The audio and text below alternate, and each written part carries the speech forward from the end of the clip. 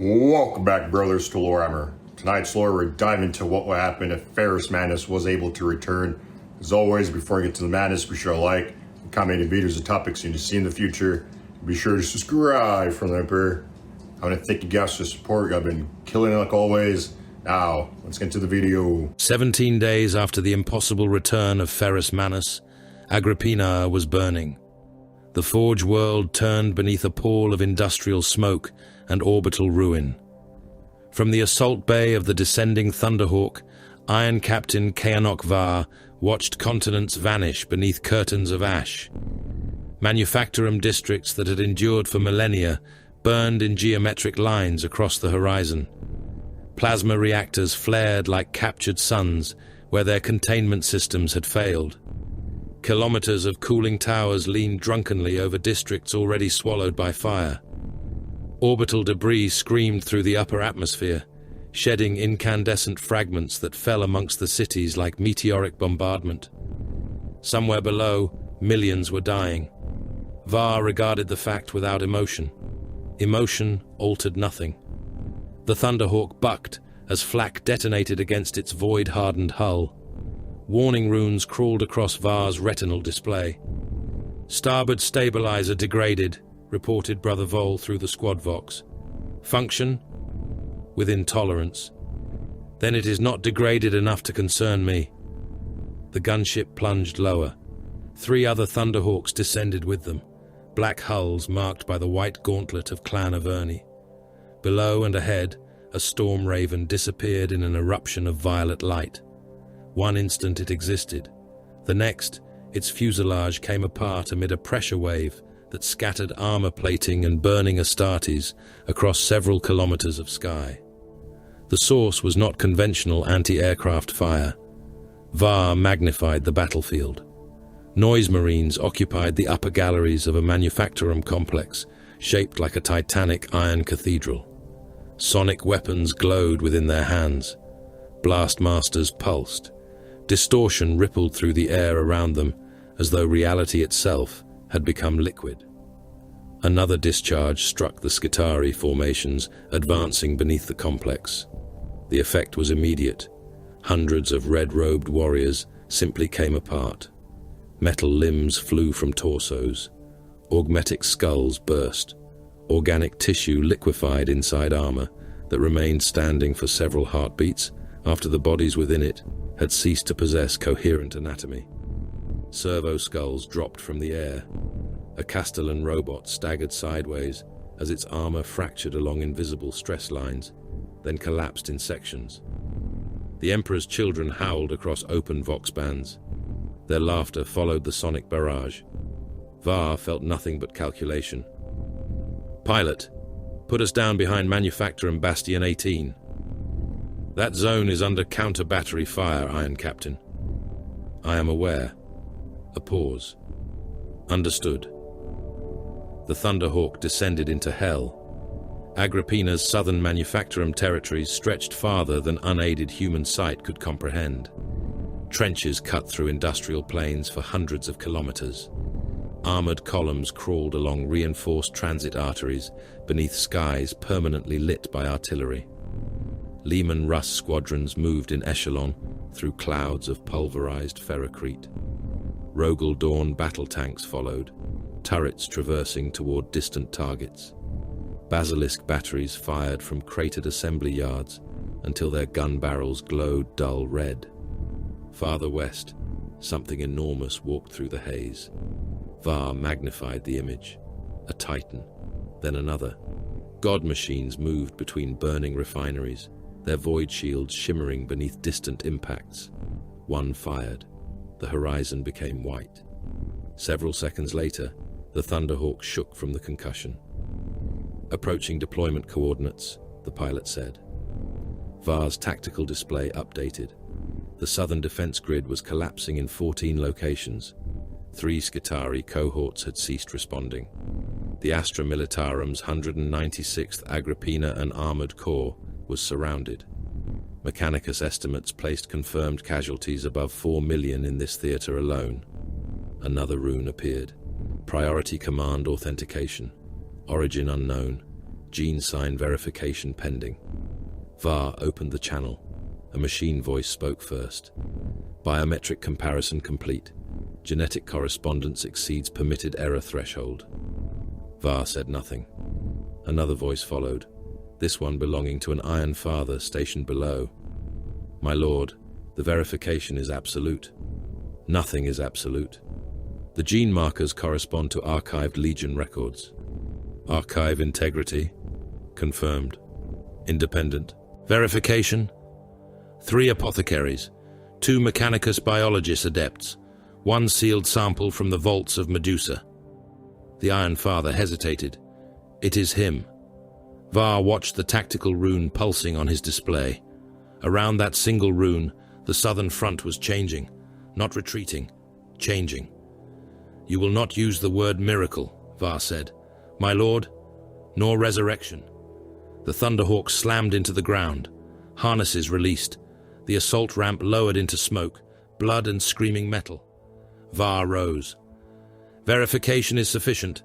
Tactical value remains unconfirmed. He stepped from the gunship. Bolter fire hammered across the landing zone. The air tasted of promethium, powdered stone and cooked flesh. Clan Averni deployed around him without shouted commands. Iron hands moved through disciplined firing patterns, bolt rifles cracking against corrupted infantry, spilling from a shattered transit station. Mass reactive shells entered bodies and detonated within them. Men disappeared at the waist.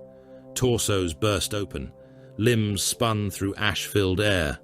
VAR strode through the slaughter. Then he saw Ferrus Manus. For 10,000 years the Iron Hands had carried fragments of a dead father through their doctrine, their flesh, and their hatred. Statues had endured. Relics had endured. Shame had endured. Ferrus Manus had not. Until now. The Primarch stood within a breach, torn through a ferrocrete defense wall. He was immense, even by the standards of the Adeptus Astartes. Black warplate covered his body, damaged across the chest and shoulders by repeated impacts. His forearms shone like living silver beneath the burning sky. There was no ceremonial weapon in his hands. He required none. An Emperor's Children legionary came at him with a power sword blazing violet. Ferrus caught the blade between silver fingers. The disruption field screamed. The blade stopped. For one impossible instant, attacker and Primarch stood locked together. Ferrus twisted his wrist. The sword snapped. The traitor had enough time to stare at the broken weapon before Ferrus drove his other fist through the front of his breastplate. Ceramite folded inward. The fist continued. Armor, ribs, reinforced sternum, and transhuman organs collapsed together beneath the blow. Ferrus ripped his hand free, carrying a mass of ruined tissue and shattered armor fragments with it. The dead legionary fell. Another came through the breach. Ferrus seized the corpse by one ankle and swung it. The body struck the advancing traitor Astartes hard enough to knock him from his feet. Both vanished beneath the Primarch's next step. A third raised a plasma pistol. Ferrus reached him first. He caught the warrior by the helm and drove him face first into the wall. Once, twice. On the third impact, the helm split. Blood sprayed across the ferrocrete. On the fourth, there was little left inside the armor worth identifying. VAR slowed. His tactical systems continued feeding him data. They seemed suddenly inadequate. Genetic verification accepted, he said. Brother Vol looked toward him. VAR ignored him. A sound rolled across the battlefield. Not thunder. Music. Wrong music. The noise marines on the upper manufactorum galleries turned their weapons toward the breach. Ferrus looked up. The first blastmaster discharged. The pressure wave struck the defense line. Humans died before they could scream. Guardsmen nearest the impact burst from within. Eyes sprayed from sockets. Blood erupted from mouths, ears and noses. Internal organs ruptured as armor buckled around collapsing bodies. Skitarii fared little better. One warrior's augmetic legs remained standing after everything above the pelvis was reduced to a wet red mist. Ferrocrete fractured. Steel support girders sang. VAR's armor registered structural stress. Ferrus Manus continued walking. Another sonic discharge struck him. The ground behind the Primarch exploded. His armor cracked along one shoulder. Ferrus stumbled half a pace, only half. Then he walked forward again. The noise marines increased their fire. Sound became violence given form. Hab walls collapsed. Dead bodies bounced across the ground beneath pressure waves. A chimera transport crumpled inward as if crushed by an unseen fist. Ferrus advanced through it. He did not roar. He did not announce himself. He simply came. Var understood then why the ancient Legion records used such inadequate words when describing Primarchs. Strength, speed, endurance, words for measurable things. Ferrus Manus belonged to another category. The Primarch reached the manufactorum. He jumped. Tonnes of armored flesh struck the gallery. The platform buckled beneath him. The nearest noise marine managed to raise his sonic blaster before Ferrus seized the weapon and warrior together. Silver fingers closed around the barrel assembly. Ferrus crushed it. The weapon detonated. The traitor's arms vanished at the elbows. Ferrus grabbed him by the throat and threw him through two others. He reached the Lord Cacophonist, commanding the emplacement. The champion spread his arms, armor decorated in flayed hides and vibrating silver tubing. "Gorgon!" he sang through amplified vox grills. Ferrus struck him. The champion's head disappeared. His body remained standing for several seconds, arterial blood pumping from the ruined collar before the corpse toppled from the gallery. Silence followed. Not true silence. Agrippina was incapable of silence now, but the sonic battery was dead. "Advance," Var ordered. Clan Averni moved. The war continued. A priority distress call entered every loyal command channel 17 minutes later. "Southern Command, this is Lord General Halvek. 196th Armored Corps surrounded. Enemy strength increasing. We require immediate extraction corridor. Repeat, immediate extraction." Var studied the tactical projection. Ferrus stood beside him. The Primarch had commandeered no throne, no elevated strategium position. He stood in the shattered street, while artillery walked across the horizon. The projection unfolded between them. Red runes surrounded the trapped Imperial Corps. Approximately 60,000 surviving personnel. 311 operational armored vehicles. Enemy formations closing from 4 directions. Var assessed the possibilities. Extraction would require exposing the Iron Hands reserve. Ferrus reached the same conclusion almost instantly. "Denied," he said.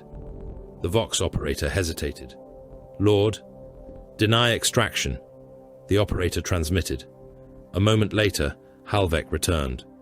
"My lord, we have wounded. Thousands. We cannot hold." Ferrus examined the map. "How much plasma ammunition remains within your supply parks?" Silence. "Lord?" "Answer. Approximately 4,000 heavy plasma cells. Reactor fuel reserves are also stored beneath Depot Kappa." "How long until the enemy reaches Kappa?" "Perhaps 12 minutes. You will hold for 11. Var looked at the Primarch.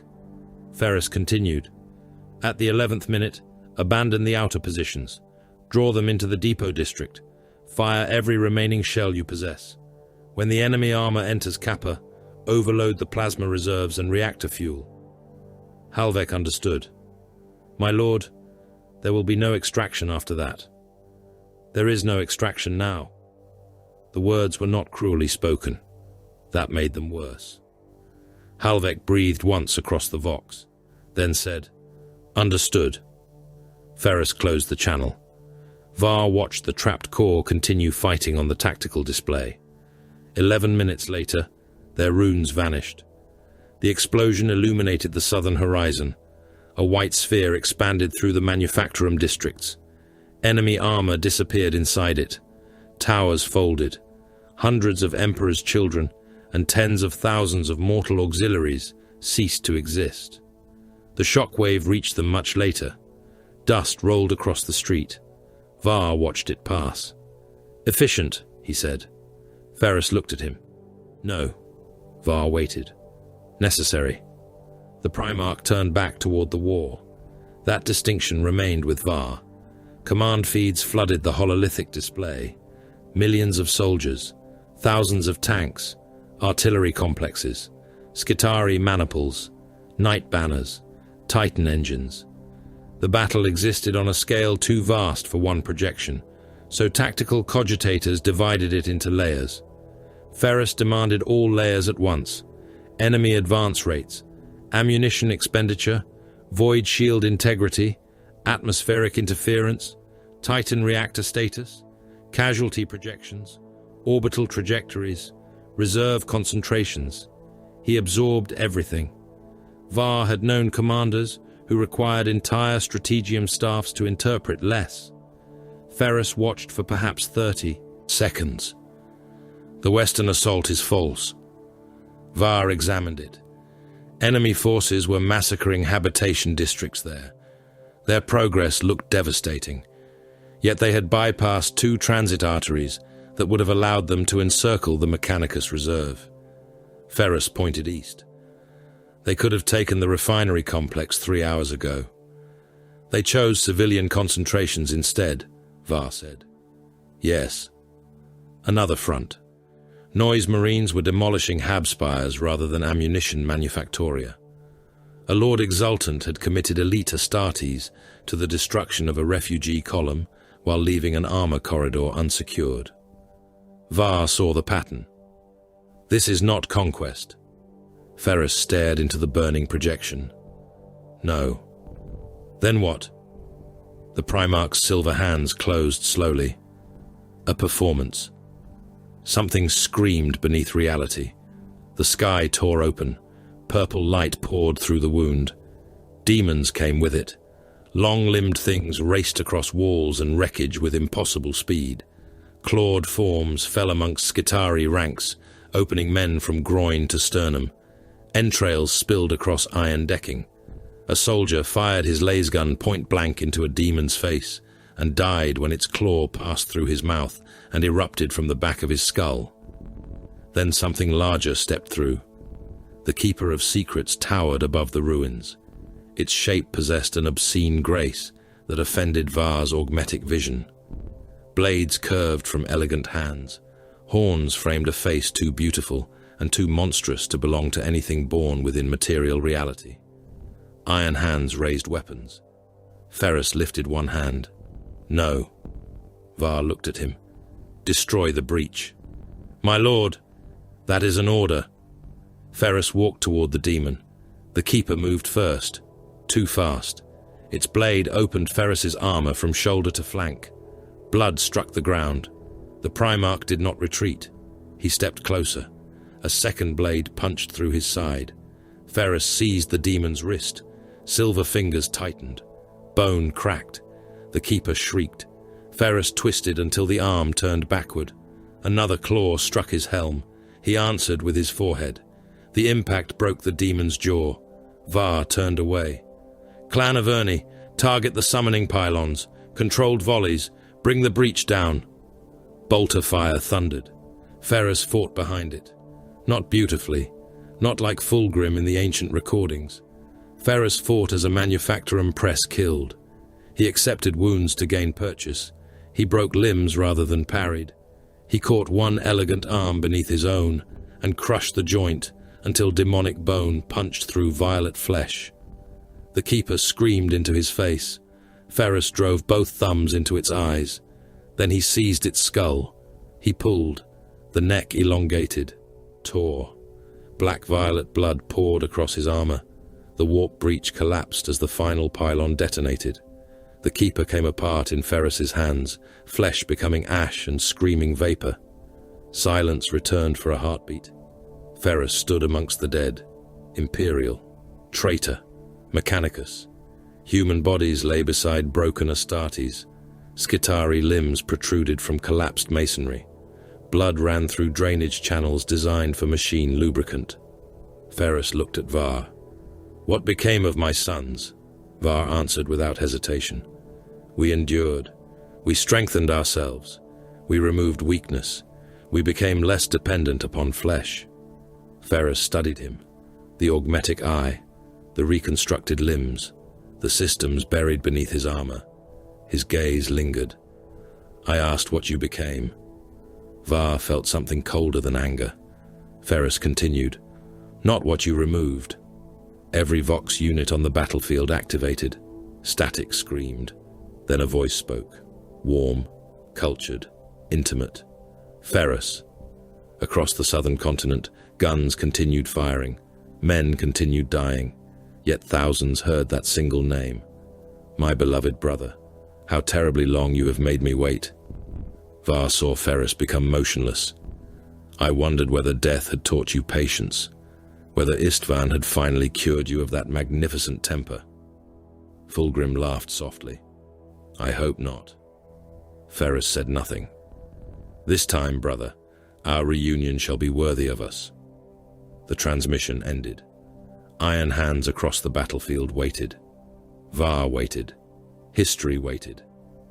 Ferrus Manus looked toward the eastern fires. Triangulate the transmission. Var blinked once.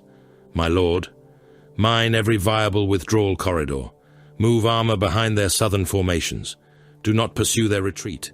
Encircle it. Orders began flowing. Ferrus watched the tactical display reform. Var stepped closer. We are not hunting him? Ferrus turned his gaze upon the Iron Captain. He expects the man he killed. The Gorgon's silver hands tightened. That man is dead. Across Agrippina, the armies of the Imperium began to move. Ferrus Manus looked toward the waiting enemy. Let my brother discover what came back. Medusa did not welcome its sons home. It had never welcomed anyone. The world turned beneath the battle barge in a shroud of poisonous cloud and electrical violence, its tortured surface revealed only when the storms tore themselves apart for a few moments at a time. Mountain chains like broken teeth cut across irradiated wastes. Black seas boiled beneath contaminated skies. Ancient scars left by things that had crawled through Medusa before mankind claimed it lay across entire regions, half hidden beneath ash and metallic dust. The clan holds moved through that wilderness, as they always had, immense crawling fortresses migrating across a planet that rewarded stillness with death. Ferrus Manus stood before the Strategium's armored observation panes and regarded his world. There was no nostalgia in him. He remembered the storms. He remembered the grinding tectonic violence beneath his feet. He remembered hunting things in the wastes that would have torn ordinary men apart. He remembered the clans murdering one another over water, machinery, territory, and honor. He remembered refusing to end those wars when he had possessed the strength to do so. Medusa had made hard men. That had been its purpose. Behind him, servo motors whispered. Malkan Pharos approached without ceremony. The master of the forge had removed his helm. Much of what remained visible of his face was scar tissue, reinforced bone, and augmetic architecture. His armor carried the scars of campaigns stretching across centuries, each repaired rather than concealed. The descent corridor is secured, Pharos said. Clan Averni has deployed to the receiving bastions. The Iron Council awaits. Ferrus continued, looking down. They have waited 10,000 years. They can wait another minute. Pharos said nothing. That silence interested Ferrus more than agreement would have. He had spent 17 days among his descendants. 17 days of battles, verifications, blood sampling, gene analysis, theological panic, astropathic hysteria, and warriors staring at him as though afraid that blinking might make him disappear. They called him Primarch, Gene-sire, Lord. Some had almost said Father. Ferrus had permitted none of them to say miracle twice. He looked toward one of the larger clan holds, moving through the storm below. Lightning struck its shielded superstructure and crawled in branching veins across the void screens. You kept them moving. Pharos understood what he meant. The clan companies remained independent.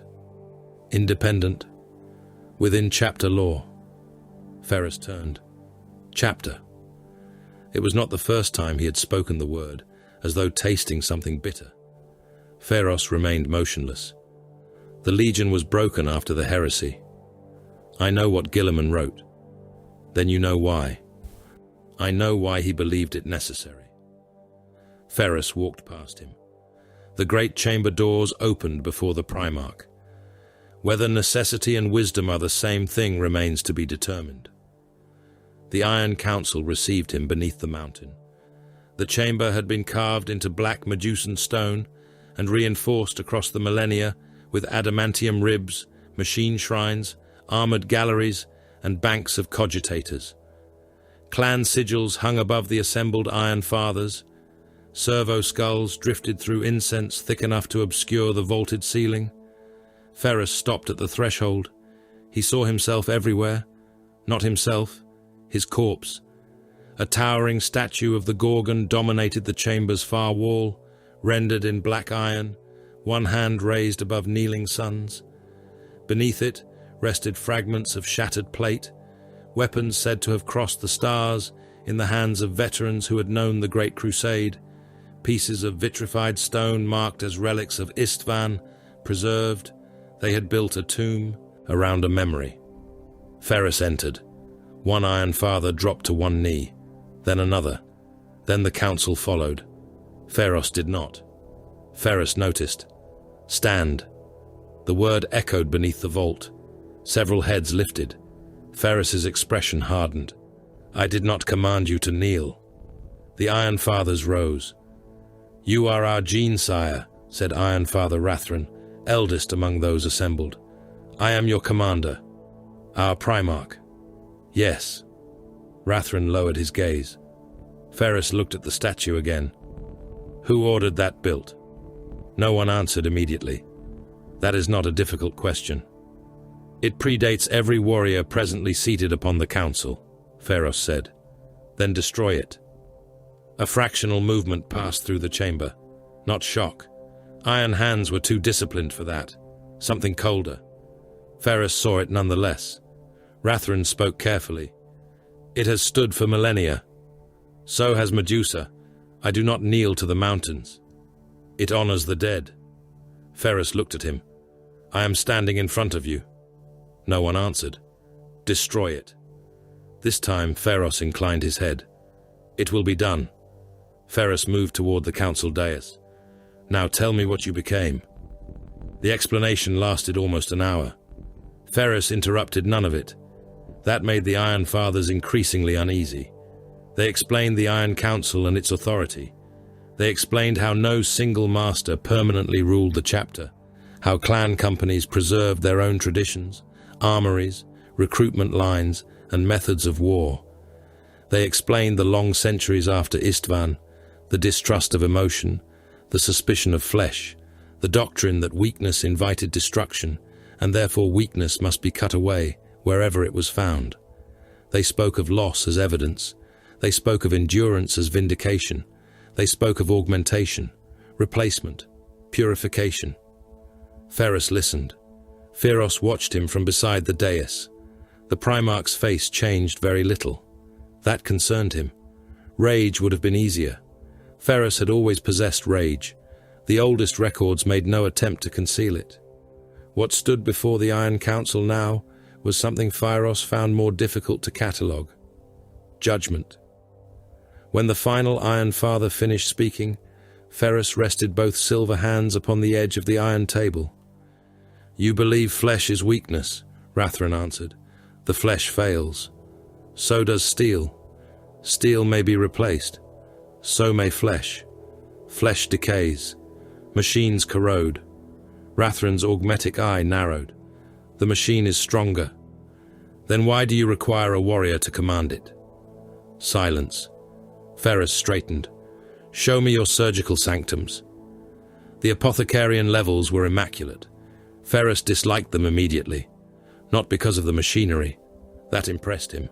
Articulated chirurgic arms descended from vaulted tracks. Apothecarian servitors moved between examination slabs with exacting precision. Diagnostic cogitators processed gene seed viability, organ function, and augmetic integration faster than anything common during the Great Crusade.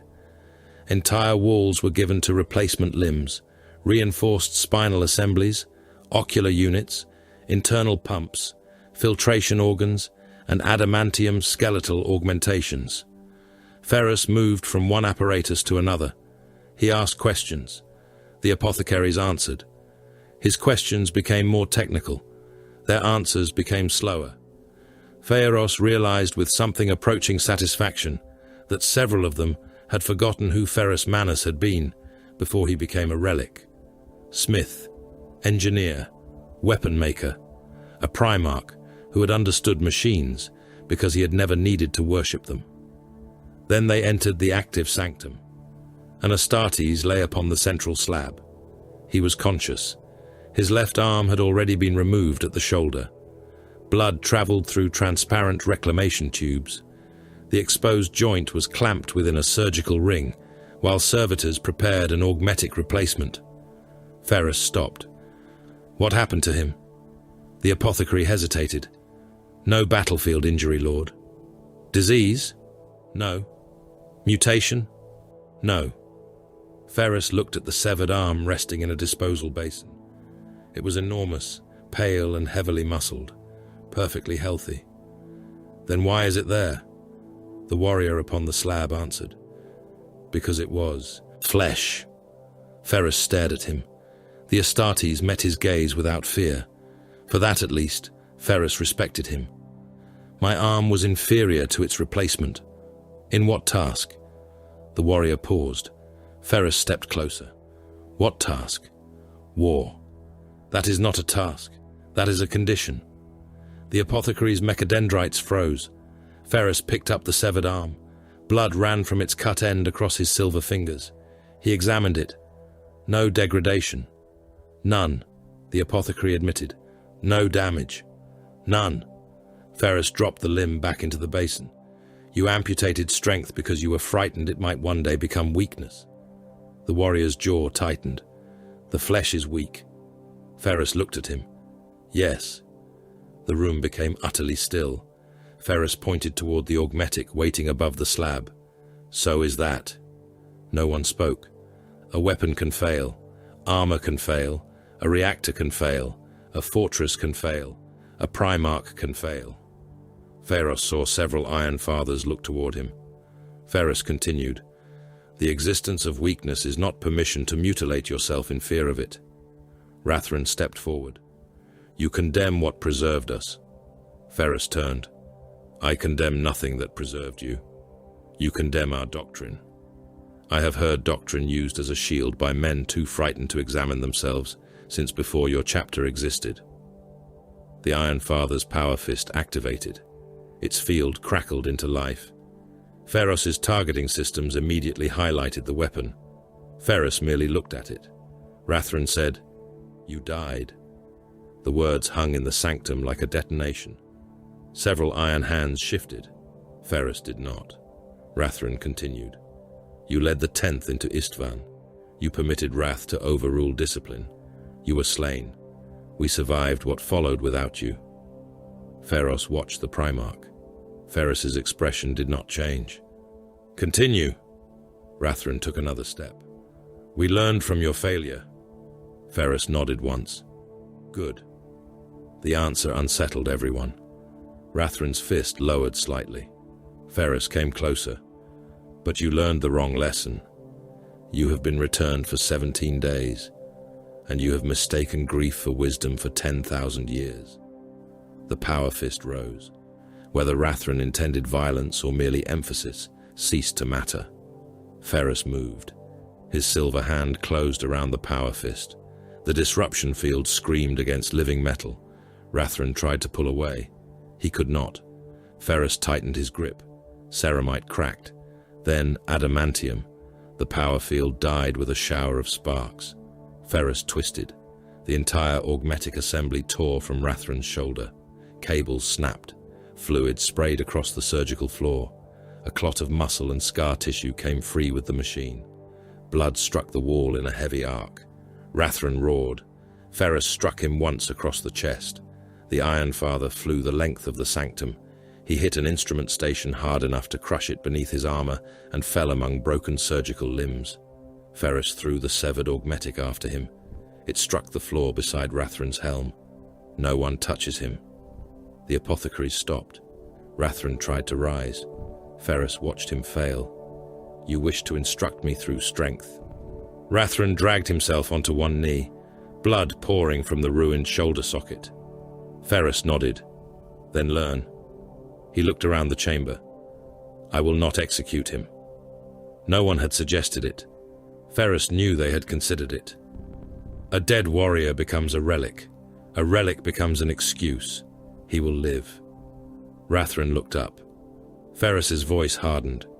He will remember. Later, in the council chamber, Ferrus gave the order that would divide the Iron Hands more deeply than any enemy had managed in thousands of years. The tempering begins now.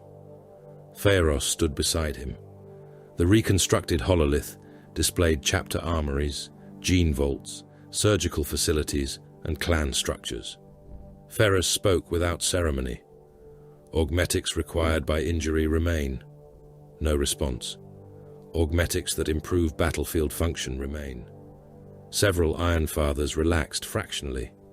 Experimental war gear remains. Mechanized doctrine remains.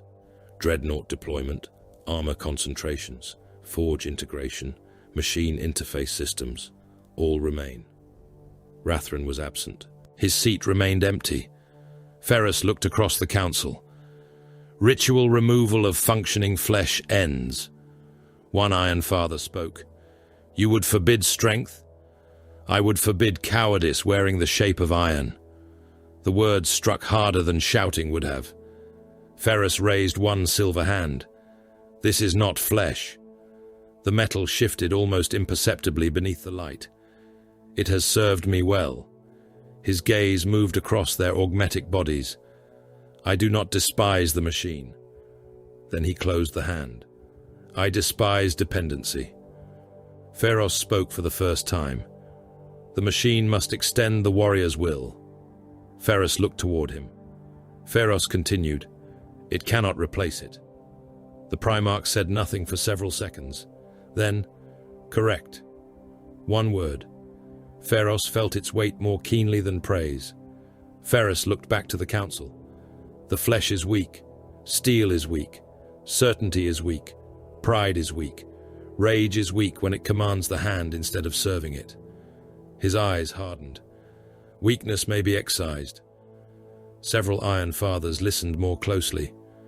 But first, you will identify it correctly.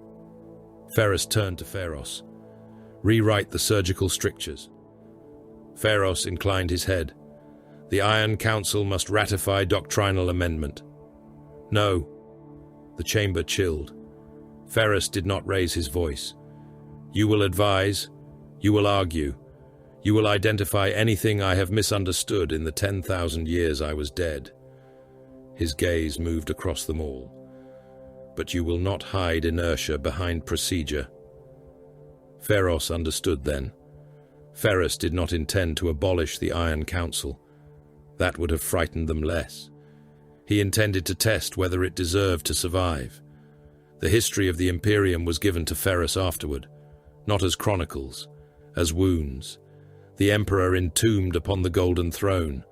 The Imperium transformed into a civilization of worship. The Imperial Creed spreading through 1,000,000 worlds. The legions divided. The Scouring. The Long Decline. The Black Crusades. Cadia broken. The galaxy torn open by the Great Rift. The Cicatrix Maledictum splitting mankind's dominions beneath a wound in reality. Robout Guilliman returned. The Indomitus Crusade launched into the darkness. The Lion awakened. Traitor brothers walking again beneath the gaze of their gods. Mortarion, Magnus, Angron, and others. Ferrus stood before the star map as red light divided the galaxy. They worship him. It was not a question. Ferrus answered, yes. The Emperor, yes. As a god, yes. Ferrus's jaw tightened. He denied divinity.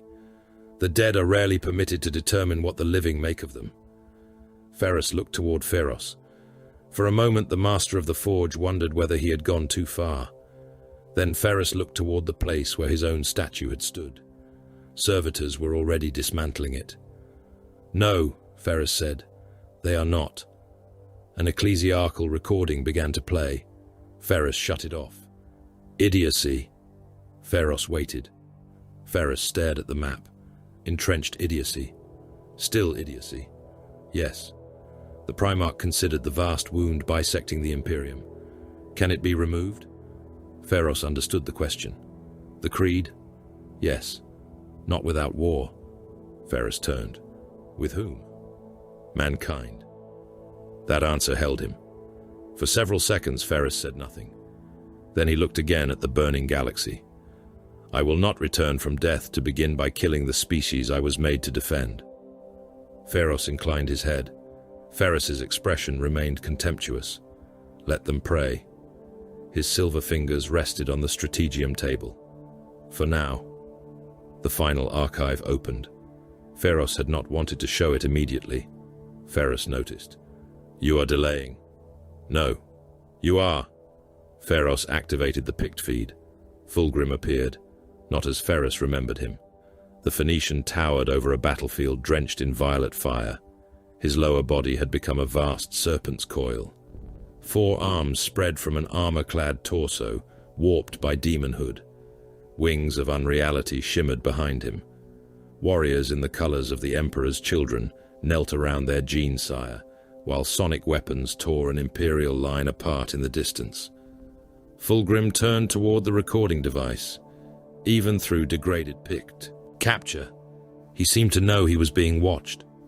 Ferrus reached toward the hololith. His fingers closed around the adamantium rim of the projector. Metal groaned. The entire housing collapsed in his grip. The image vanished. Silence. Ferrus looked at the crushed mechanism. Ferrus looked at his own hand. For the first time since arriving on Medusa, something changed in his face.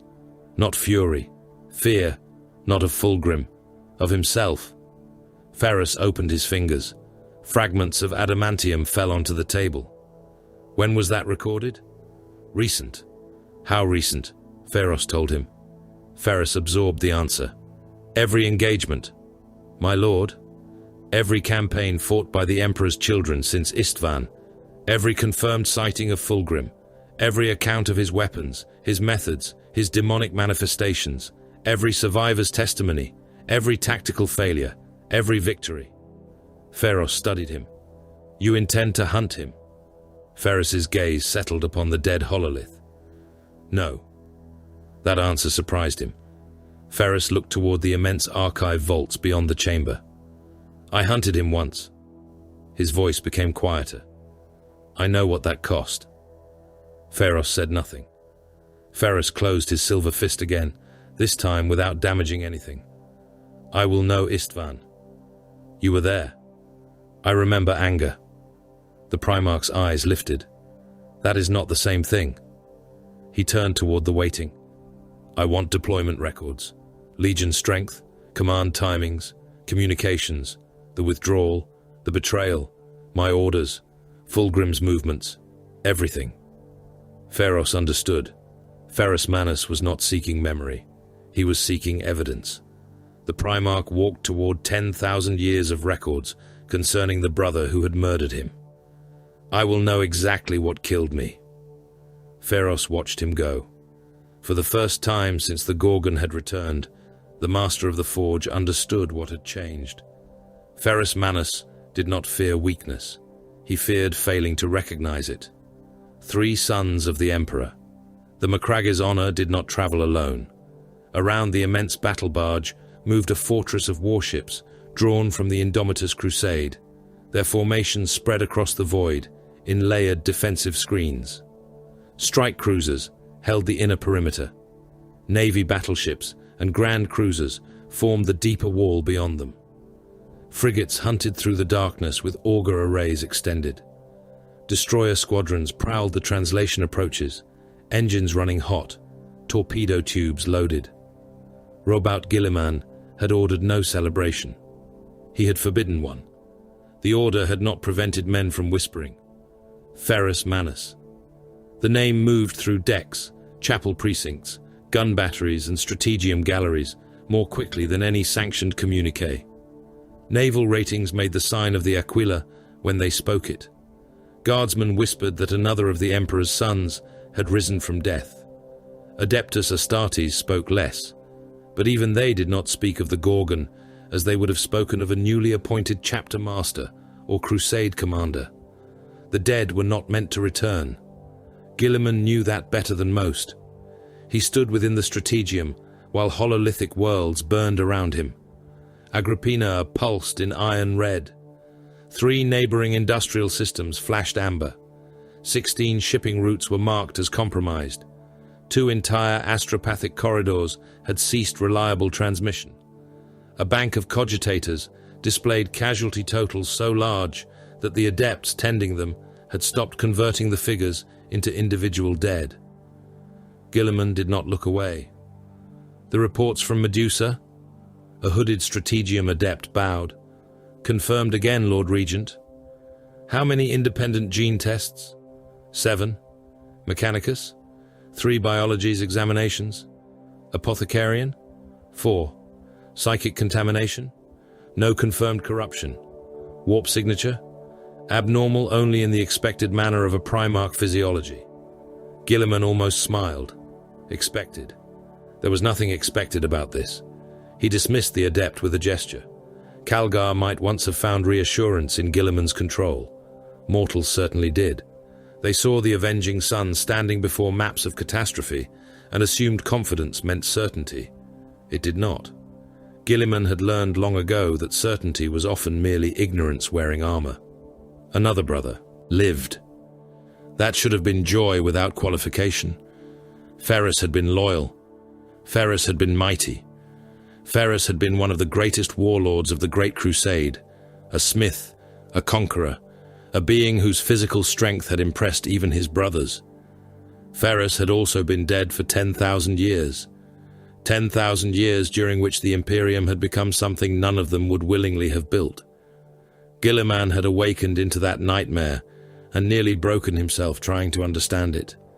Now Ferrus had awakened into the same age, Ferrus Manus, who had considered weakness an invitation to destruction. Guilliman studied the red icon marking Medusa. Strategically, another loyal Primarch was beyond valuation.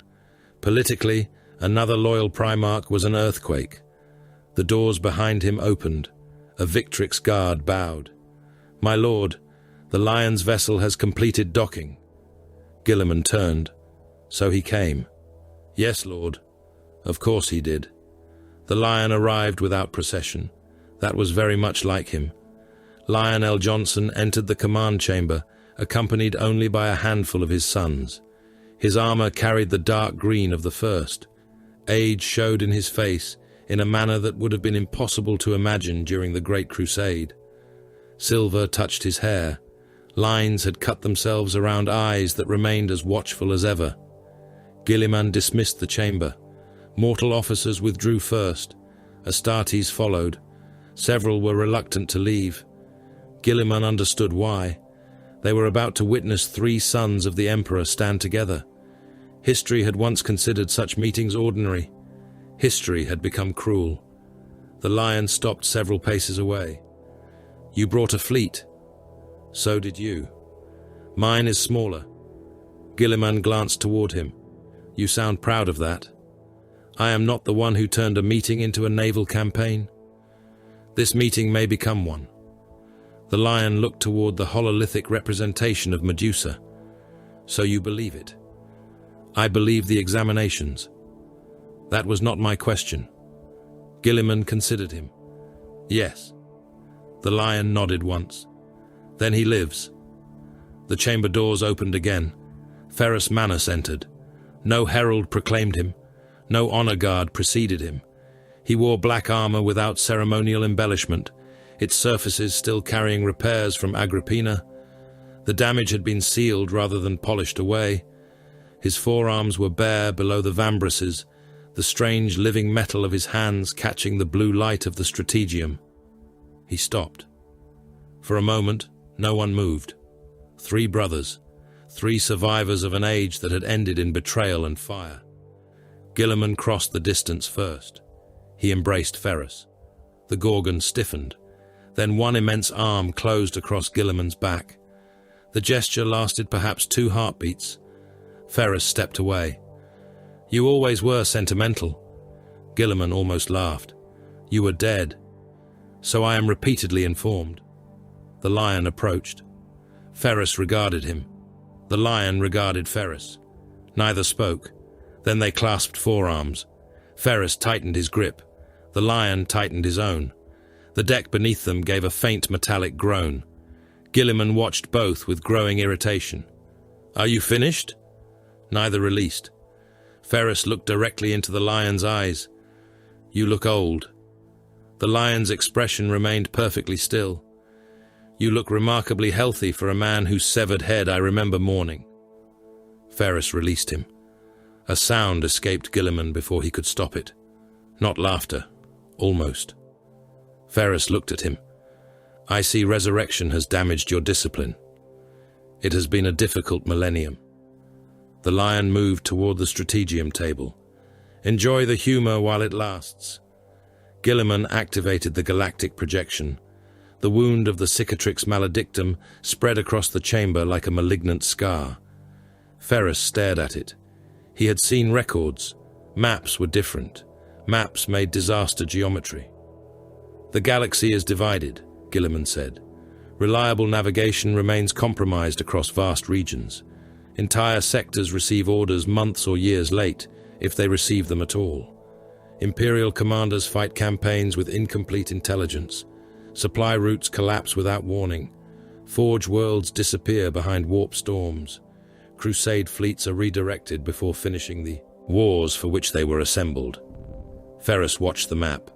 "How many active major war fronts?" "Too many for that phrase to remain useful." "That is not an answer." "No, it is the truth." Guilliman expanded the projection. Red runes multiplied. Orc empires, hive fleets, Necron dynasties, chaos incursions, rebellions, demon worlds, lost corridors, besieged fortress systems. Ferrus folded his arms. "You are dispersed." "Yes." "Then concentrate." Guilliman looked at him. "Where?" Ferrus pointed toward the Agrippinan region. "There first." "You are thinking locally." "I am thinking about an enemy who has presented himself." "Fulgrim." Ferrus did not answer. Guilliman let the silence remain. Ferrus finally looked at him. "All available sons of the 10th will answer my muster." Guilliman had expected it. He still disliked hearing it spoken. "No." Ferrus's face hardened. "No. You will have the Iron Hands." "I said the 10th. You heard me." The lion remained silent. Ferrus took one step toward Guilliman. "My descendants are scattered into chapters because of laws written after my death. They are chapters because Legion's strength in the hands of a single commander nearly ended the species. Horus ended the species. He nearly did. Horus was War Master.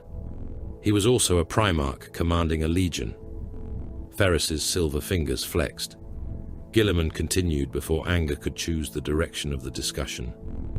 "You cannot arrive after 10,000 years, summon every chapter carrying your blood, and expect every imperial institution to accept the resurrection of the 10th Legion.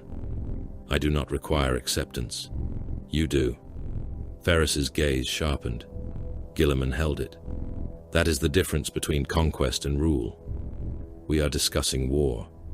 We are always discussing war. That does not mean politics ceases to exist." Ferrus looked at the burning galactic map.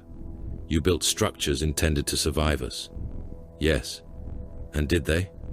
Guilliman said nothing. Ferrus gestured toward the cicatrix. "This is survival. The Imperium exists. Mangled. It exists. Barely. That matters." Ferrus turned on him. 10,000 years of division. 10,000 years of chapters guarding pride, heraldry, and inherited territory while enemies multiplied. Did division prevent catastrophe? No. Then do not present it as sacred. I do not. Guilliman's voice became colder. I present it as a response to something you did not live long enough to witness. Ferrus stared at him. Gilliman felt the old anger in the room before the Gorgon moved.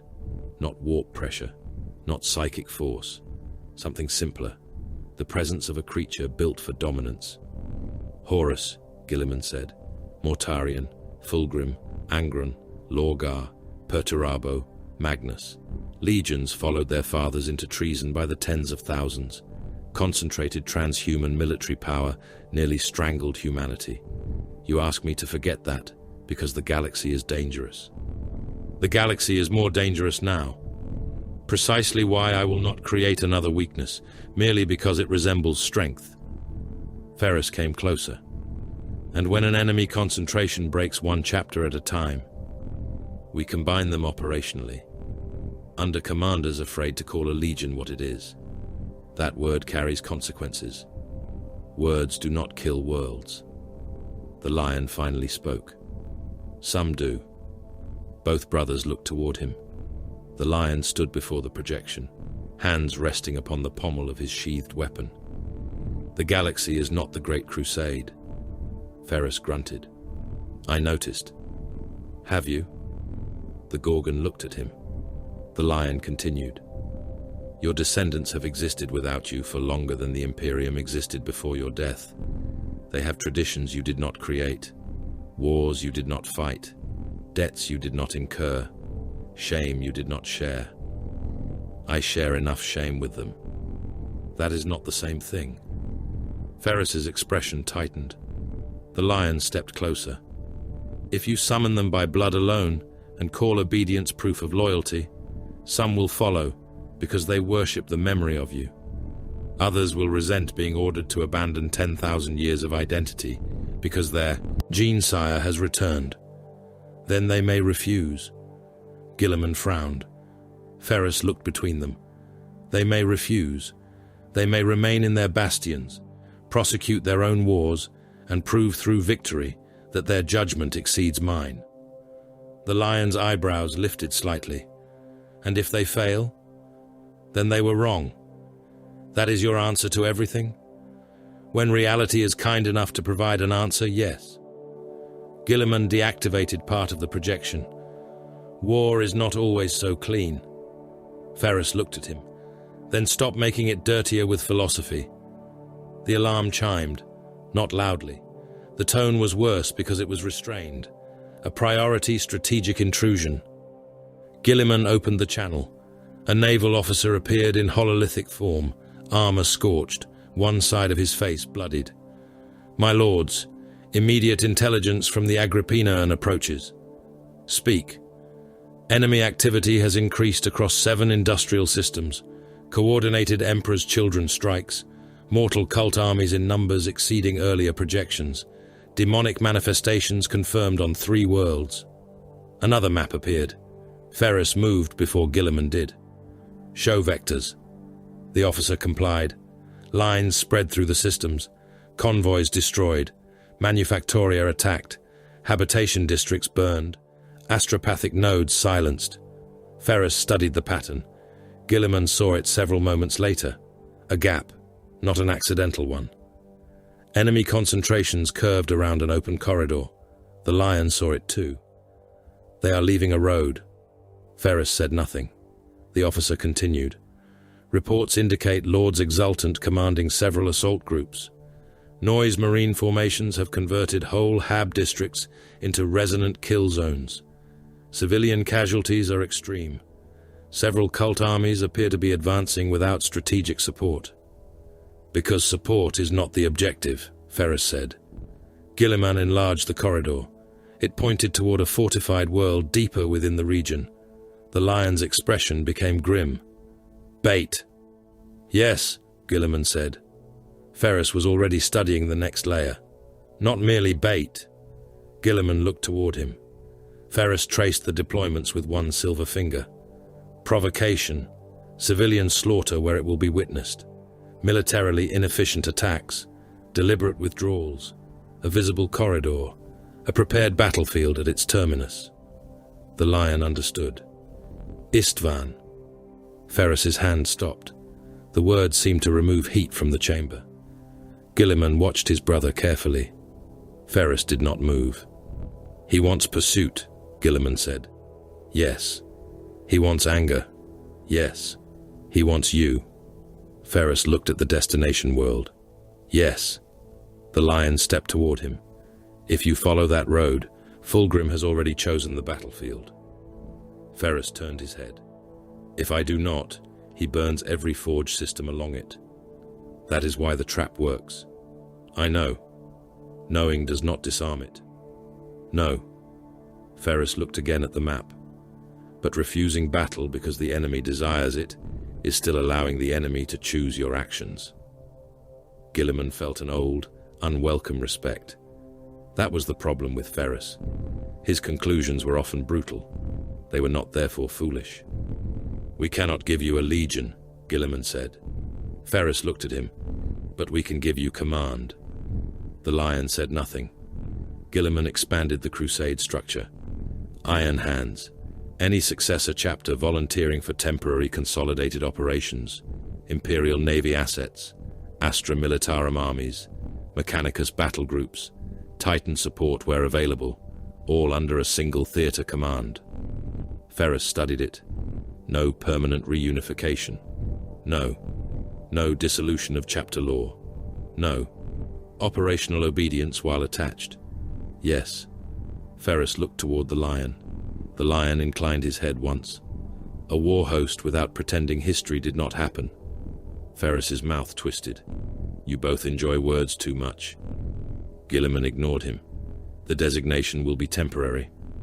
Ferrus considered the map. The Gorgon Crusade. Gilliman exhaled. You named it quickly. I was not asking permission. For the first time since the meeting began, the lion almost smiled. The orders took less than an hour to begin moving. Astropathic. Choirs transmitted priority summons. Naval groups altered course. Munitorum cogitators began recalculating ammunition and fuel requirements for a war whose scale had changed before its first formal deployment. Ferrus departed without ceremony. Gilliman watched him leave the strategium. The doors closed. For several moments neither surviving brother spoke. Then Gilliman said, "He may be more dangerous to the Imperium than either of us." The lion looked toward him. Disloyal? No. Corrupted? No. Then explain. Gilliman stared at the casualty projections from Agrippina. He believes victory justifies expenditure modern institutions cannot endure. The lion considered that. He always did. Now he commands an imperium with fewer reserves, weaker infrastructure, and enemies on every frontier. Yes. Gilliman turned. And you are not concerned? The lion looked toward the doors through which Ferrus had departed. I am. That did not sound like concern. The lion's face became unreadable again. You fear what happens if Ferrus is wrong. Gilliman said nothing. The lion looked back to the burning map. I fear what happens if he is right. Gilliman's eyes narrowed. The lion continued. If he spends 1,000,000 men and saves 1,000,000,000, commanders will remember the 1,000,000,000. A distant warship translated into the system, its arrival flashing across the hololith. If he abandons one world and preserves 10, governors will remember the 10. Another rune appeared. Then another. Ships answering Ferrus's summons. If he wins quickly enough, often enough, and at costs horrific enough to be measurable, but still lower than the alternative. The lion finally looked at Gilliman. The Imperium will begin to imitate him. Neither Primarch spoke after that. Beyond the armored hull, the first ships of the Gorgon Crusade were already turning toward war. War came to Agrippina in fleets. Karnok Var watched them translate from the strategium of the Fist of Medusa, one procession after another, breaking from the Empyrean beneath bruised halos of witchlight. Iron Hand's battle barges emerged first, black against the stars, their prows armored like the heads of executioners' hammers. Strike cruisers followed in disciplined formations. Their hulls bore clan markings that had crossed 10,000 years of war. Then came the Descendants, a vessel of the Red Talons, translated close enough for its displacement shock to agitate the auger screens. Brazen Claw's warships followed, their escorts cutting hard burns to take assigned stations. Other sons of the 10th came behind them, not as a legion, never named as one, yet answering the same summons and orienting themselves around the same center of gravity. Ferrus Manus. The Imperial Navy arrived in greater numbers. Battleships came surrounded by grand cruisers, destroyers, and frigate screens. Long-range augers rendered them first as concentrations of data, then as individual hulls kilometers in length. Troop transports crowded the void between them, inelegant compared with warships, but carrying the true mass of the coming crusade.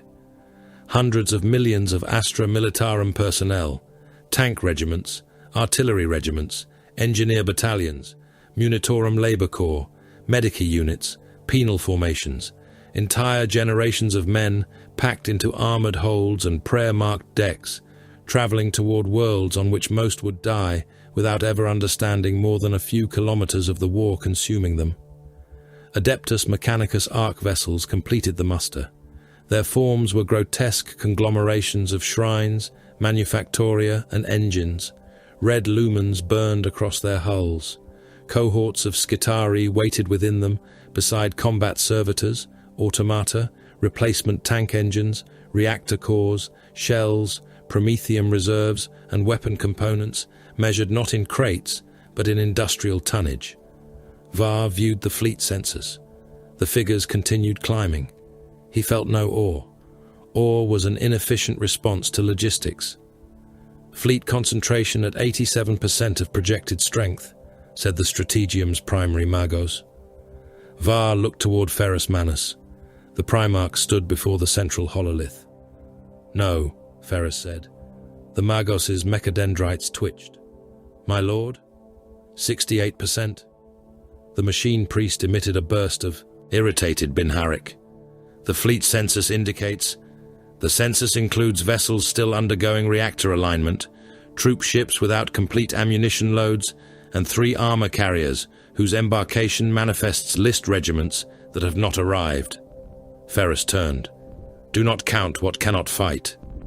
The magos fell silent. Var had watched the Primarch do this repeatedly since the muster began. Data arrived. Ferrus broke it. Then he demanded the truth hidden inside it. The first command convocation demonstrated what that meant. Lord Generals, Navy Admirals, chapter representatives and Mechanicus authorities filled the Strategium. Some appeared physically. Others stood as hololithic projections transmitted from vessels scattered across hundreds of thousands of kilometers. The old imperial method would have required formal precedence. Ferrus discarded it. No ceremonial briefings. A Lord Admiral frowned. My lord, theater command protocols require... I require ammunition states, fuel, operational armor strength, translation readiness, astropathic reliability, and estimated reinforcement times. The Admiral closed his mouth. Ferrus looked across the assembly. Your titles interest me only when they correspond to competence. One Lord Militant made the mistake of taking offense. He was a heavy man named Dorith, dressed in black parade armor plated with gold. His family had commanded armies for generations. Medals covered his breastplate. Ferrus regarded them for less than a heartbeat. Dorith presented his readiness figures. 7 armored armies prepared for deployment. Ferrus asked for tank numbers. Dorith provided them. Ferrus asked how many machines had functional engines. A pause. The Lord Militant repeated the larger figure. Ferrus asked again. Dorith's face tightened. Combat losses and repair cycles produce minor discrepancies. Var watched Ferrus's expression become still. How many? My staff is compiling. How many? Dorith gave a figure.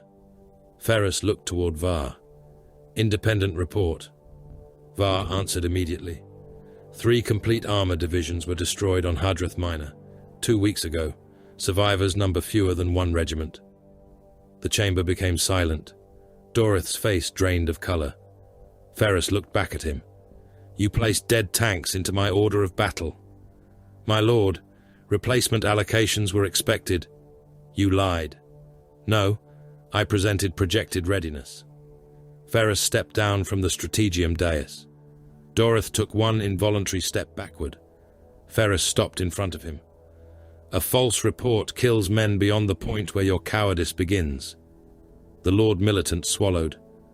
My family has served the throne for 6,000 years. Then it has had sufficient opportunity to learn accuracy. Ferrus looked toward two iron hands. Remove his rank. Dorith stared. My lord, strip him. The Astartes tore the insignia and command seals from his armor. Dorith began shouting.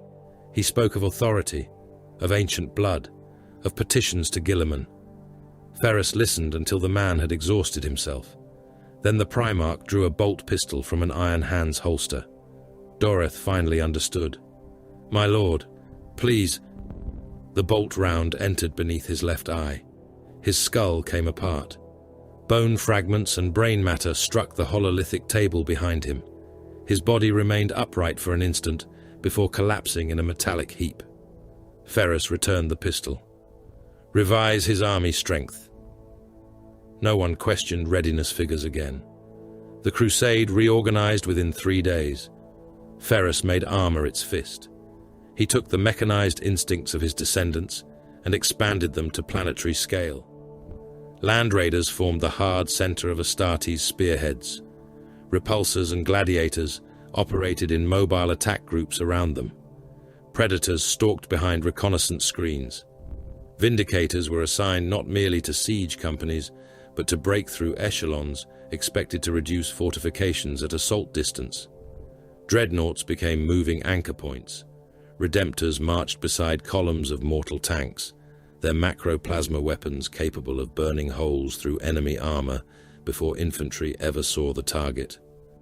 Behind the Astartes came the weight of the Astra Militarum, Leman Russ squadrons, Rogel Dawn battle tanks, Baneblades, Hellhammers, Storm Swords, Shadow Swords carrying volcano cannon intended for Titans and fortress-grade targets. Ferrus divided them into layers. The first received the enemy, the second fixed him, the third killed him. Hammer and anvil, Var said while studying the deployment. Ferrus looked at him. No. Var waited. A hammer requires an anvil to remain stationary. The Primarch shifted 3 entire army groups on the hololith. Ours will close. Var watched converging spearheads form.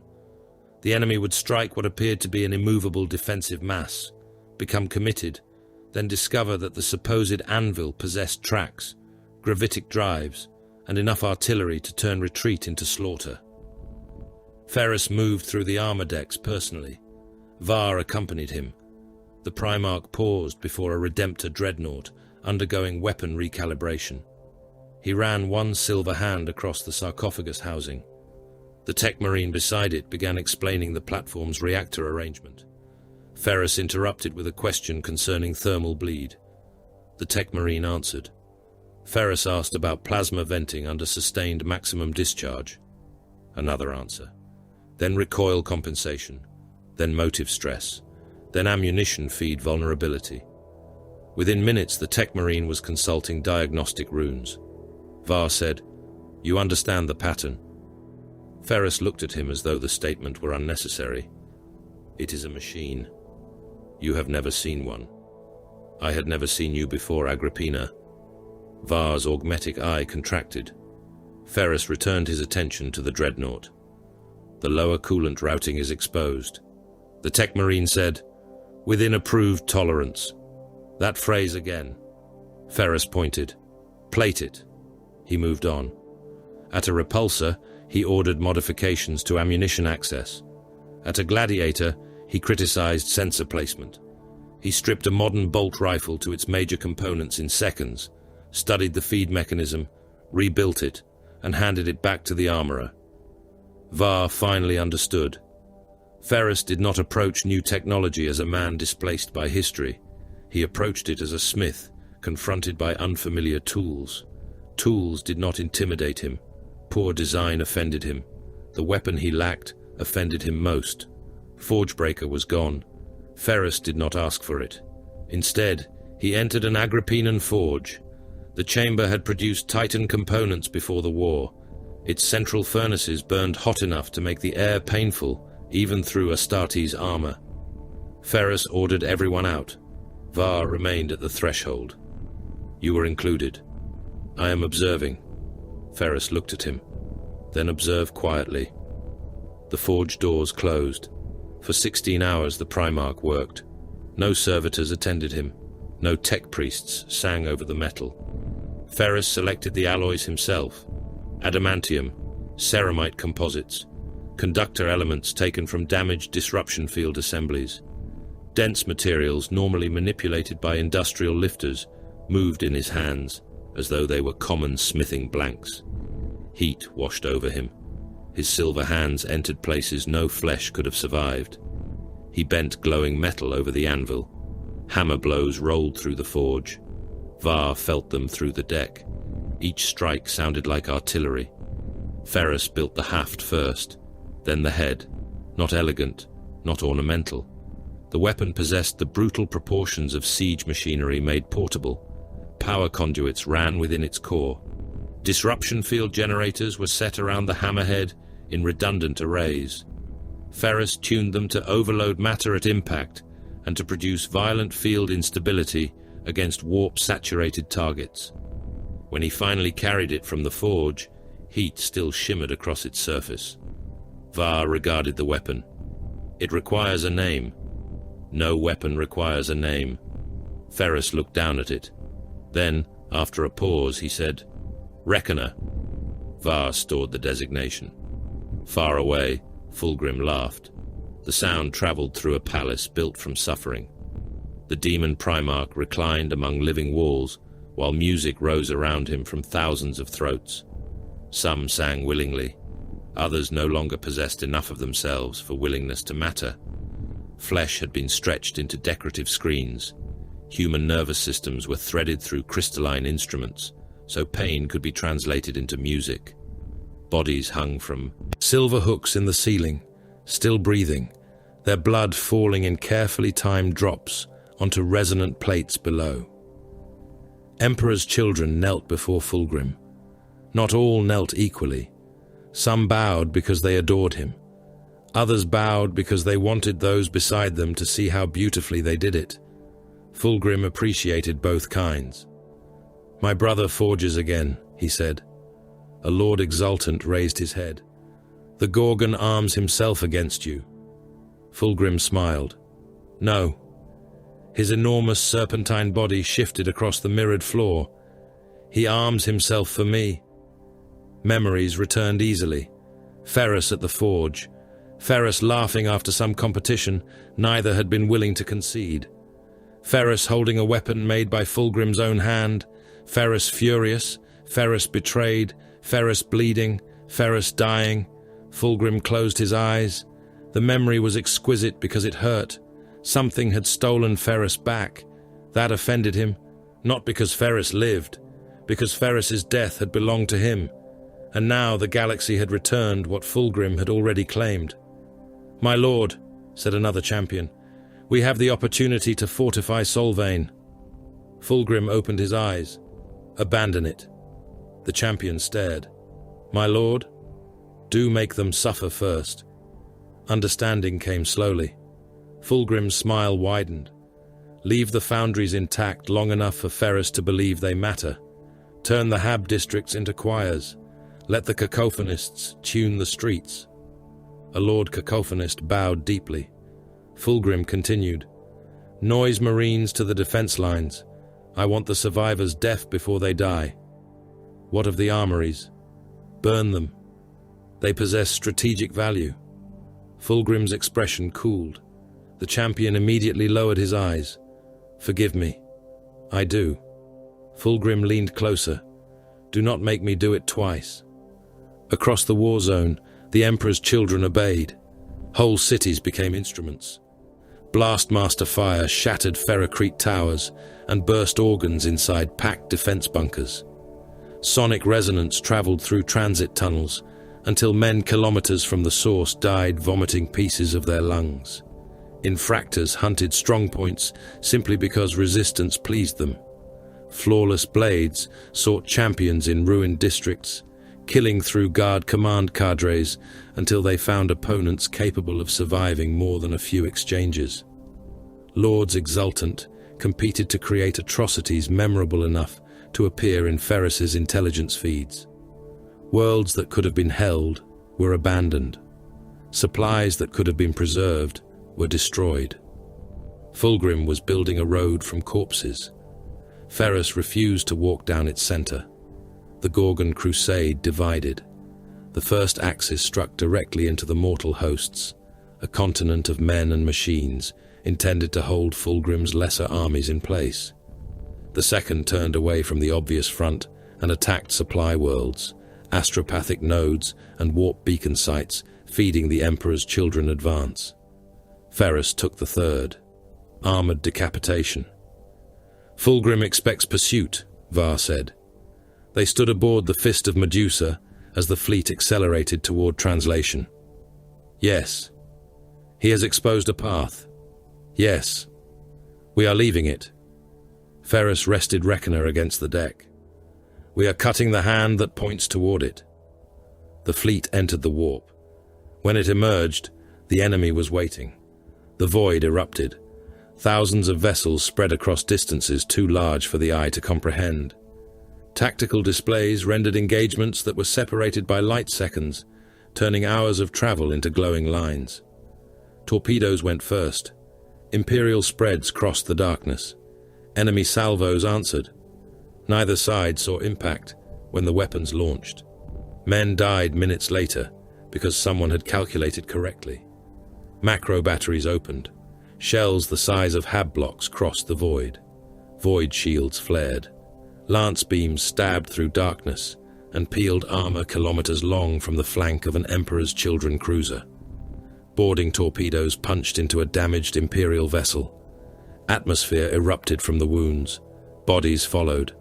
Thousands of guardsmen spilled into vacuum, tumbling together among ammunition crates, prayer books, and freezing blood. No ship turned to save them. The battle was too large. Var watched the enemy vanguard commit. Fast attack cruisers, strike, vessels, boarding ships. They drove toward the transport echelon on the Imperial flank. Enemy closing on civilian pattern transports, an officer reported. Military transports, Var corrected. 11 million personnel aboard them. Ferrus did not look away from the hololith. The enemy closed. Begin withdrawal, the Admiral said. No, Ferrus answered. The Admiral turned. They cannot survive boarding. I know. A second enemy group committed, then a third. Fulgrim's captains saw prey. Ferrus saw concentration. Rescue escorts request release. Denied. Var studied the transports. Millions of soldiers still alive. Ammunition holds full. Tank decks loaded. Crews transmitting distress signals. Ferrus waited. The enemy came closer. Boarding claws launched. Traitor vessels crossed the minimum safe separation. Ferrus spoke. Order the transport masters to overload plasma containment. The Admiral stared. My lord, you heard me? 11 million men. Ferrus looked at him. And an enemy strike fleet that cannot be replaced before the next campaign. The order transmitted. Some transport captains obeyed immediately. Others required confirmation. A few prayed first. The enemy reached them.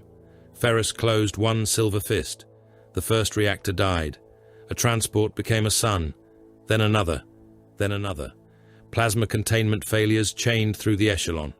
Imperial transports vanished in expanding spheres of white fire. Enemy cruisers disappeared with them. Boarding vessels became incandescent wreckage. Void shields failed beneath radiation and debris. Magazine detonations ripped apart ships that survived the first blast. The Chaos Vanguard ceased to exist as a coherent force. The Imperial fleet advanced through its corpse. Var watched casualty figures update. 11 million. Soldiers, crew, servitors, Munitorum personnel, all gone. Ferrus looked toward the opening their deaths had purchased. Advance the second line. Var obeyed. He recorded the exchange in the campaign ledger. 11 million Imperial lives, one irreplaceable enemy strike fleet. Victory. He looked at Ferrus Manus. The Primarch was already studying the next battle. Gathis Secundus burned before the first Imperial soldier touched its soil. Ferrus Manus watched it die by increments. The industrial hive world filled the Strategium Hololith, its ochre continents drowned beneath target runes and attack vectors. 9 great hive complexes scarred the primary landmass. Manufactoria surrounded them in belts hundreds of kilometers deep, connected by mag rail lines, armored transitways, plasma conduits, and kilometer-wide freight arteries, built to feed an industrial appetite that had once supplied half a dozen Imperial war zones. Now those arteries moved soldiers for Fulgrim. More than 2 billion Imperial fighting men, auxiliaries and supporting personnel were committed to taking them back. Ferrus did not order exterminatus. Several officers had suggested it. The suggestions ended when he asked what value there was in conquering ashes, so Gathis Secundus would be butchered carefully. The bombardment began.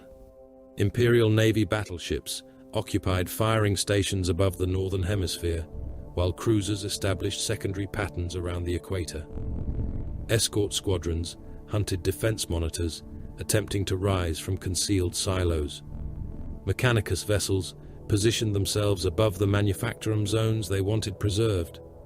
Ferrus gave the order. The first lance strike hit the planetary defense complex at Voth Reach. A column of white light bridged void and atmosphere. Mountain-sized fortifications disappeared. The crust beneath them melted. Seconds later, macro cannon batteries opened from orbit. Shells larger than hab blocks crossed the distance beneath their own momentum and struck shielded bastions with enough force to raise entire districts from the earth. Void shields flared blue-white across Gathis Secundus. One failed, another collapsed. A third flickered beneath successive impacts until a lance beam punched through and carved half a kilometer of fortress into incandescent vapor. 9 hours. That was how long Ferrus permitted the guns to speak before the invasion began. 9 hours in which orbital fire rearranged coastlines, flattened defense belts, and turned fortified uplands into fields of molten rock. Yet the Manufactoria remained. The major reactor districts remained. The primary transit arteries remained. Ferrus had ordered destruction with the precision of a smith cutting rot from metal. Cainok Var stood beside him. Surface defense grids reduced by 63%. Ferrus did not look at him. Operational grids. Var corrected himself. 41% remain combat capable. Better. Another impact trembled through the hololithic representation. Var watched a city wall vanish. Landing zones will still be contested. They should be. Var turned his augmetic eye toward the Primarch. Ferrus looked down at Gathis Secundus as though it were an unfinished mechanism. If the enemy possesses no strength, this campaign teaches us nothing. The invasion began beneath fire. Heavy landers descended in such numbers that the atmosphere became crowded with contrails and burning wreckage. Valkyries screamed beneath them. Stormbirds and thunderhawks punched through anti-aircraft envelopes toward hardened Astartes objectives. Mechanicus carriers fell under clouds of escorting gunships, their hulls opening to disgorge Skitarii cohorts and tracked war engines the instant they touched ground. Men died by the regiment. An anti-aircraft complex, hidden beneath an ash plain, opened fire on the 9th Vardian landing corridor. 3 troop carriers vanished before reaching 5,000 meters. Another lost half its portside engines and cartwheeled into the descending column beneath it. Thousands died without seeing the enemy. A Valkyrie wing crossed a curtain of tracer fire and became burning fragments. Men jumped from ruptured troop compartments without grav chutes, bodies spinning through black smoke before striking factory roofs or disappearing into the inferno below. No one stopped landing. The invasion timetable did not contain grief. Basilisk batteries were deployed within minutes of planetfall. Their Earthshaker cannon began firing before ammunition vehicles had fully dispersed. Manticore batteries added screaming rocket salvos that vanished into low cloud and returned to Earth tens of kilometers away in storms of fragmentation and fire. Then the armor moved. Lehman Russ companies advanced through the craters. Rogel Dawn tanks came behind them, heavier guns hammering elevated defense positions. Chimeras carried infantry through ground already churned by artillery until their tracks could no longer distinguish mud from flesh. At first, the corpses were recognizable. After the armor passed, they were not. Ferrus monitored every landing zone, not every man. That was impossible. Casualty reports came in by the thousands, then tens of thousands. A regiment ceased to exist on the eastern approach. A corps lost almost half its armor crossing a mined causeway. 36 heavy landers were destroyed before deploying their cargo. Ferrus absorbed each loss, shifted reserves and moved on. He did not pretend the dead could be saved by mourning them. That was when Fulgrim's trap revealed itself. The first cultist tide emerged from Hive Electo. Var enlarged the pict feed. For several seconds, he thought the image corrupted. It was not. Millions came forward. They wore the remains of labor uniforms, defense force fatigues, ritual silks, and nothing at all. Many had been altered. Hooks held mouths open. Metal rings passed through cheeks and tongues. Drug injectors had been hammered directly into necks and spines. Some had severed their own ears. Others carried shrines built from human limbs strapped to their backs. They advanced through their own artillery. Chaos shells landed among them. Bodies vanished. The survivors cheered. More came. Millions. They were not attacking to win ground. They were ammunition. Imperial lines opened fire. Lasguns turned the first ranks into burning meat. Heavy bolters pulped men by the score. Mortars broke packed bodies apart. Autocannon shells removed heads, torsos, and whole clusters of screaming figures. Still they came. Enemy intent? Var asked. Ferrus was already looking behind them. There, Emperor's children. Astarte's signatures waiting inside the hive approaches. Not advancing, waiting. They want us empty, Ferrus said. Ammunition expenditure is already rising. They want the infantry exhausted before the real attack. Var saw another factor. Their own artillery was falling through, the cultist masses. They are using their mortals to conceal ranging corrections. Ferrus nodded, then changed the war. Prometheum groups forward. The order reached the front. Hellhounds advanced. Inferno cannon began throwing burning fuel into the oncoming masses. Men became torches. They ran anyway. Ferrus committed super-heavy armor. Baneblades opened fire. Their main guns tore corridors hundreds of meters deep through packed cult formations. Heavy bolters and autocannon worked constantly. Demolisher shells exploded inside crowds so dense that bodies struck bodies before pieces could reach the ground. Prometheum spread across trenches and transitways. The battlefield caught fire. Thousands burned. Then tens of thousands. Entire avenues became furnaces. Ferrus watched the Emperor's children positions. They are moving. Var magnified. The traitors had expected depleted Imperial lines. Instead, the burning cultists now became an obstacle between them and the defenders. Counter-barrage, Ferrus ordered. Basilisks shifted aim. Earthshaker shells crossed the sky. They landed behind the cultist tide. The Emperor's children disappeared beneath explosions. Ferrus turned away before the smoke cleared. Advance. Hours later, Lord General Cale Hearth begged him to stop. The man's face appeared over a command hololith, grey with exhaustion. My lord, the Helican Hospital District has not been evacuated. Ferrus studied the map. The district occupied a transport nexus between three advancing Imperial armies. Enemy formations were closing around it. How many? 300,000 wounded.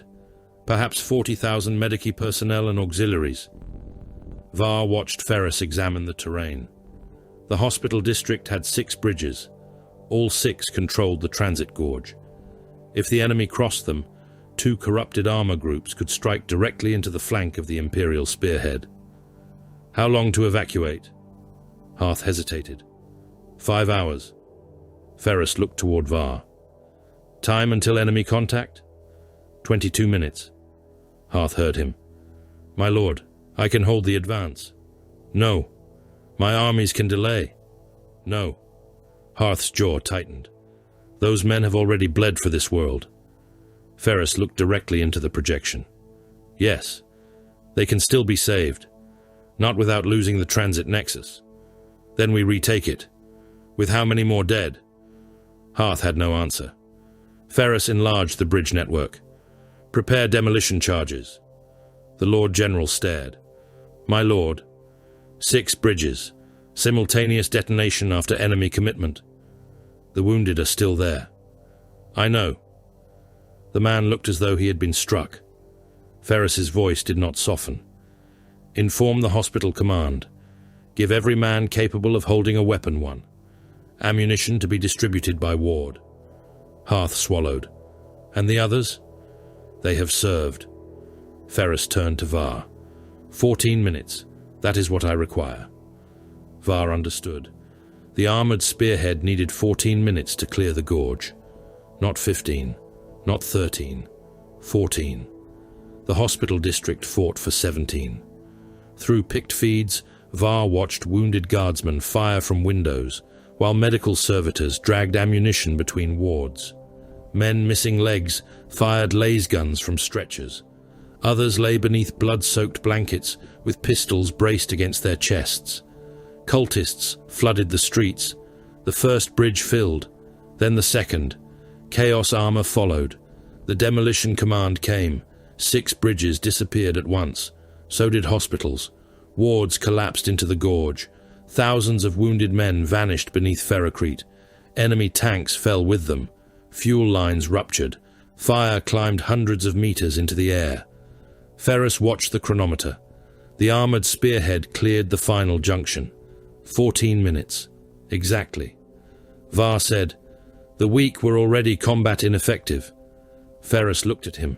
Var continued, The expenditure was rational. Ferrus's expression hardened. They were not weak. Var paused. They were wounded. Yes. Unable to continue the advance. Yes. Ferrus looked toward the burning hospital district. They were spent. The word remained inside Var's mind. Spent. Not weak. Spent. The distinction was wrong according to centuries of Iron Hand's doctrine. Yet Var could not dismiss it. A warrior could be strong and still die because his death purchased something greater. Strength did not exempt a man from sacrifice. It made him worth sacrificing. The central armored line broke 6 hours later. Infractors came through the smoke. Emperor's children in grotesquely adorned plate crashed into Iron Hand's formations with chains wards and crackling blades, seeking the violence of close combat with ecstatic hunger. They reached the tanks. Men died. An infractor climbed onto a Rogel Dawn and tore the commander's upper body from the cupola. Another drove a blade through a Tech Marine's breastplate and laughed as the weapon came out through his back. Then Ferrus arrived. Reckoner struck the first traitor in the chest. Ceramite folded. The Emperor's child disappeared inside his own armor. The hammer's disruption field detonated through breastplate, ribs, and power pack in the same instant. The warrior flew backward as a collapsing sack of pulverized flesh and broken plate. Ferrus moved into the formation. An infractor swung a power blade. Ferrus caught his wrist. He squeezed. The gauntlet broke first, then the bones inside it. Ferrus took the weapon from the ruined hand and drove it through another traitor's throat. Reckoner killed a third. The hammer struck the side of the helm. There was no head left afterward. Blood, bone, and fragments of transhuman brain struck the hull of a nearby predator. The fourth warrior tried to withdraw. Ferrus caught him by the backpack. He tore the power unit free. The armor died. Ferrus drove his silver fist through the exposed spinal housing. Var reached the breach behind him. By then, there was almost nothing left to reinforce. The corrupted knights came next. 5 war engines rose from the smoke, their heraldry mutilated beneath sigils of excess. Shadow swords engaged. Volcano cannon fired. One knight vanished inside a spear of incandescent energy. Another lost a leg and fell sideways into an infantry formation, crushing men beneath tens of tons of collapsing armor. 3 kept coming. Iron Hand's dreadnoughts attacked their flanks. The center knight broke through. Its thermal weapon fired. The world became white. Ferrus vanished inside the heat. Var's autosenses dimmed.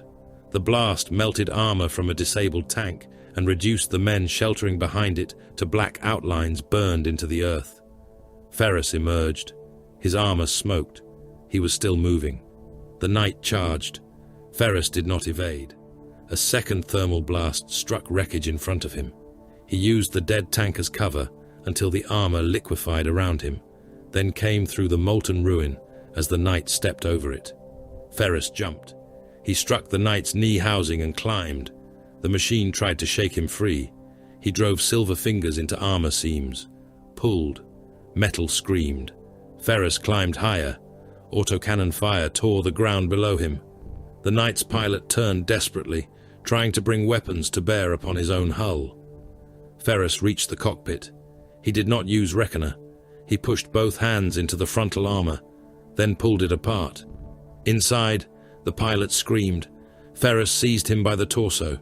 The scream ended when the Primarch crushed the man against the cockpit frame. Ferrus hurled himself clear. The knight took 3 more steps, then collapsed. Gathis Secundus fought for 73 hours. When it ended, hundreds of millions of Imperial soldiers were dead, wounded, or missing across the planetary theater. Fulgrim's outer defensive armies were broken. The Manufactoria remained. Ferrus walked through one of them, while bodies were still being removed from the assembly lines.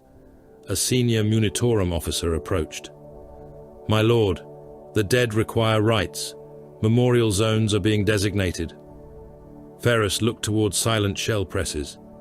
"How long until production resumes?" "Several days." "Why?" "The workers are conducting mourning observances." Ferrus stared at him. "End them." The officer hesitated.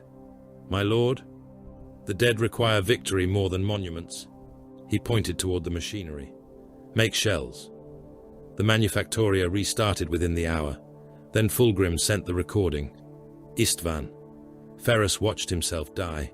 The same moment repeated. The blade, the fall, the laughter added over it. He watched once, then shut it off. Var waited for rage. Ferrus gave him an order. "Transmit it." Var thought he had misheard. "To whom?" "Every officer in the crusade." "My lord?" "Every captain, every commander, every strategium." Ferrus looked at the dead image. "Istvan is not my wound." His silver hand rested beside Reckoner. "It is enemy intelligence." Var said nothing. Ferrus turned toward him. "We will study it until there is nothing left in it to fear." Sthenax screamed before the first Iron Hand fired a shot. Malkan Feros heard it through 3 bulkheads of adamantium. The sound traveled along the Forge Moon's infrastructure as vibration rather than voice, resonating through load-bearing columns, manufactorum gantries, and kilometer-long assembly rails until the entire industrial complex seemed possessed of lungs. His armor's auto-senses tried to filter it. Feros disabled the filter. He wanted to hear what had been done here. The access gate stood open before Clan Raukan. Beyond it stretched an assembly hall, vast enough to manufacture super-heavy armor in parallel lines. Gantry cranes hung beneath a ceiling lost behind smoke. Conveyor systems crossed one another at different heights. Furnaces burned behind ribbed iron doors. Vast hydraulic presses continued to rise and fall. The machinery still worked. So did the people inside it.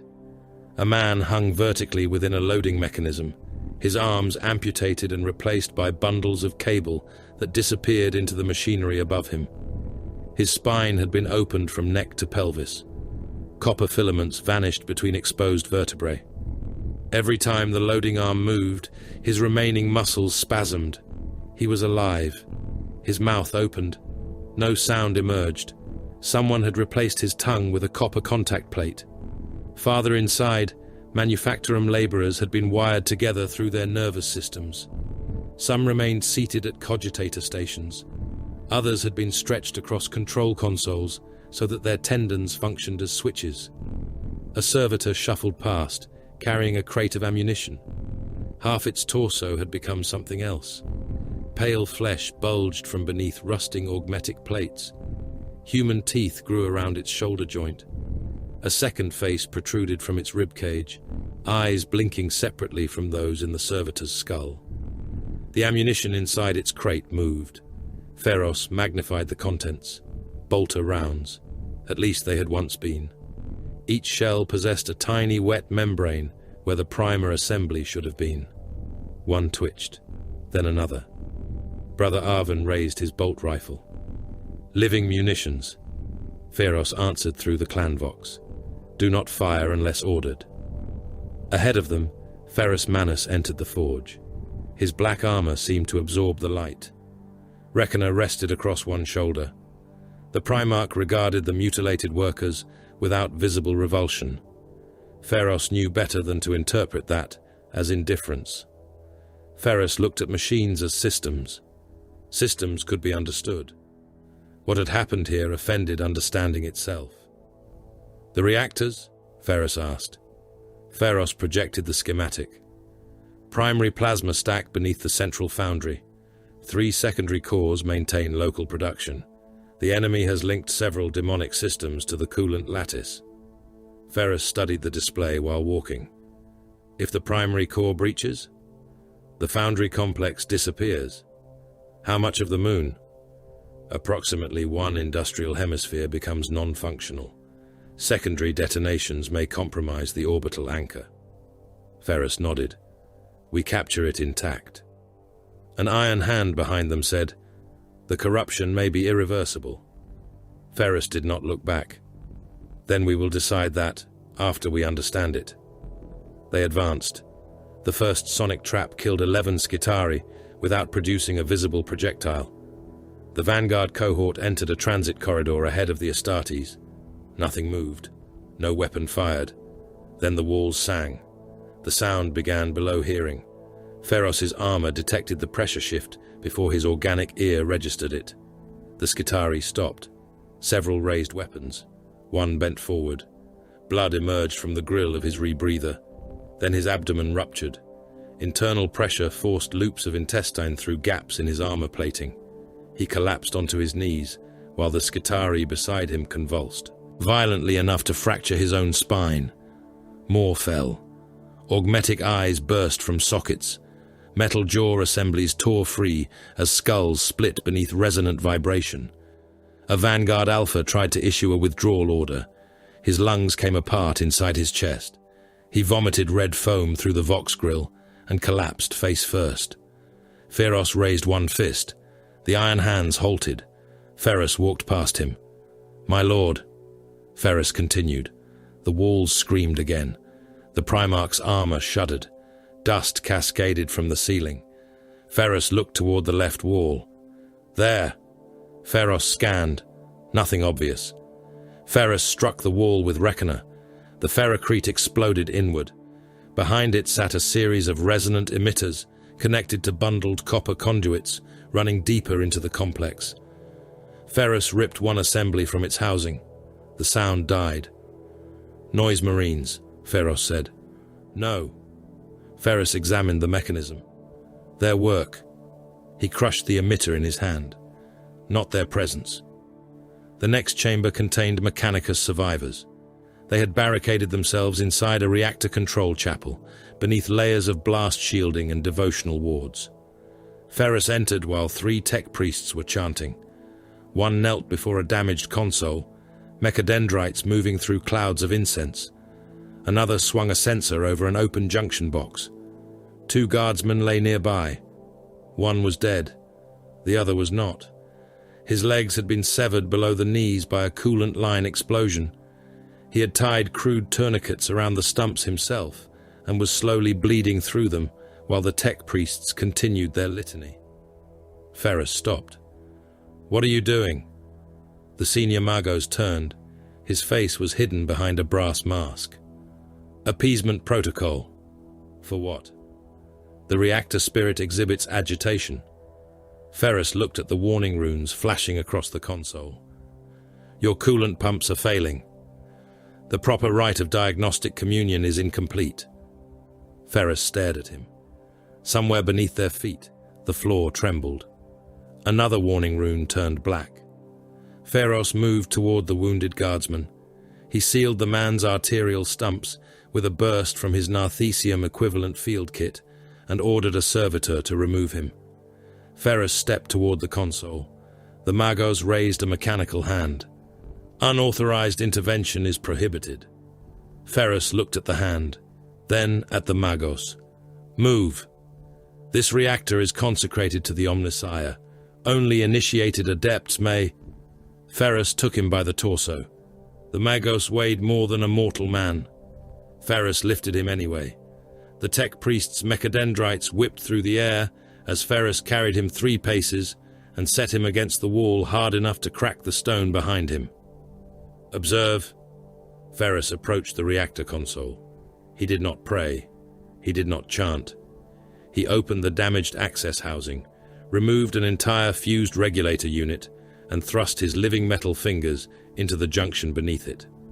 The silver of his hands changed subtly, flowing around connections too hot for flesh and too awkward for standard mechadendrites. Ferrus watched the warning runes. One cleared, then another. Coolant pressure stabilized. Ferrus rewired the feed manually, rerouted power from a ceremonial secondary circuit, and closed the housing. The reactor hum lowered. The floor stopped trembling. The senior Magos stared at him. Ferrus looked back. Your god appears satisfied. The insult traveled faster than any tactical update. Ferrus watched it move through the noosphere. Outrage bursts, encrypted objections, doctrinal queries, authentication challenges. Within minutes, Mechanicus commanders across Thenax knew that Ferrus Manus had physically removed a Magos from a sacred console and repaired the reactor without rite or invocation. Ferrus considered the political consequences. Then the Forge tried to kill them. The ceiling cranes descended without warning. One seized a repulsor by its gravitic veins. The vehicle rose 10 meters into the air. Its crew transmitted half a curse before the crane slammed it sideways into a support column. Armor split. The repulsor's reactor burst. 2 iron hands vanished in the explosion. Assembly lines reversed. Conveyor belts hurled ammunition crates into advancing Skitari. A hydraulic press came down on a dreadnought's arm and tore the limb off at the shoulder housing. Molten metal poured from opened furnace sluices. The first wave struck a squad of Mechanicus infantry and reduced them to burning silhouettes before their robes could ignite. Machine control compromised, Ferrus said. Ferrus was already moving. Which system? All of them. That is not possible. Then the impossible has been connected. A blastmaster fired somewhere beyond the wall. The projectile never entered the chamber. The sound did. The forge itself became the weapon. Resonance traveled along floor rails and support girders. An entire catwalk shook apart. Men fell screaming into the molten channels below. One guardsman struck a gantry edge on the way down and split at the waist. His upper body landed on the deck near Ferrus, hands still clawing forward, while entrails trailed behind him across the iron. Find the source, Ferrus ordered. Ferrus flooded the local noosphere with diagnostic probes. The system fought him, not with logic, with pain. Binary streams returned corrupted by human sensory data. Agony translated into numbers. Fear into machine code. He severed the connection before the feedback reached his cortical implants. Central Foundry. Ferrus raised Reckoner. Then we go there. They reached it through smoke and screaming machinery. The primary foundry had no ceiling. Or perhaps it did, somewhere above the darkness.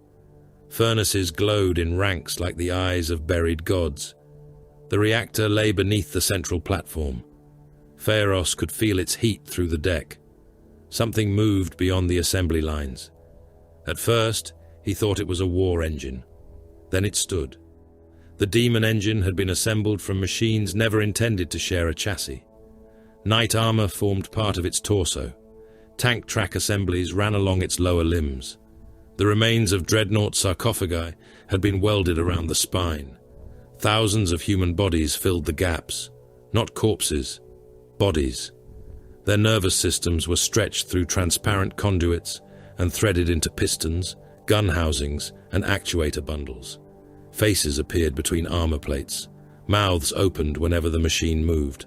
The scream that filled Sthenaks came from them. Thousands, all at once. Brother Arvin raised a Lascannon. Ferrus struck the weapon downward. "No." The Iron Hand stared at him. "The reactor is beneath it," Ferrus said. Heavy fire risked punching through the foundry floor. The demon engine turned. Its sensor array focused upon the Primarch. Ferrus handed Reckoner to Ferros. "Hold this." Ferros took the weapon. The weight nearly drove him backward. Ferrus walked forward, empty-handed. "My lord." Ferrus ignored him. The demon engine charged. Its first limb came down like a pile driver. Ferrus moved aside. The deck shattered. He caught a secondary actuator as it swept toward him and twisted. Metal shrieked. The machine dragged him across the foundry. Ferrus allowed it. Ferros understood a moment later. The Primarch was watching the joints, not the weapons. Load distribution, power transfer, actuator sequence. The engine attacked again. Ferrus ducked beneath a claw and drove one fist into a knee assembly. The joint bent. The machine staggered. Human bodies trapped in its torso screamed harder as stabilization systems overloaded their nerves. A gun mount rotated. Ferrus tore a corpse-laden ammunition feeder from the side of the machine and used it as a shield. Rounds struck the dead and dying bodies wired into the feeder. They came apart in wet explosions. Bone fragments hammered Ferrus's armor. He threw the ruined mechanism aside. The demon engine brought its largest limb down. This time Ferrus did not evade. It struck him. The Primarch vanished beneath it. Ferros stepped forward. Ferrus's voice hit the vox. "Hold!" The limb pressed lower. Ferrus's armor buckled. Warning glyphs flooded Ferrus's display. Blood emerged from seals beneath Ferrus's gorget. The Primarch reached upward. Both silver hands closed around the limb's coupling. The metal moved. Not the demon engine. Ferrus. He pulled. Hydraulic lines burst. Black fluid and blood sprayed across the foundry. The thousands wired into the engine shrieked as one. Ferrus tore the entire limb free. The machine reeled. He swung its own severed arm like a club. The impact destroyed the sensor cluster. Glass, bone, and demonic flesh burst across the deck.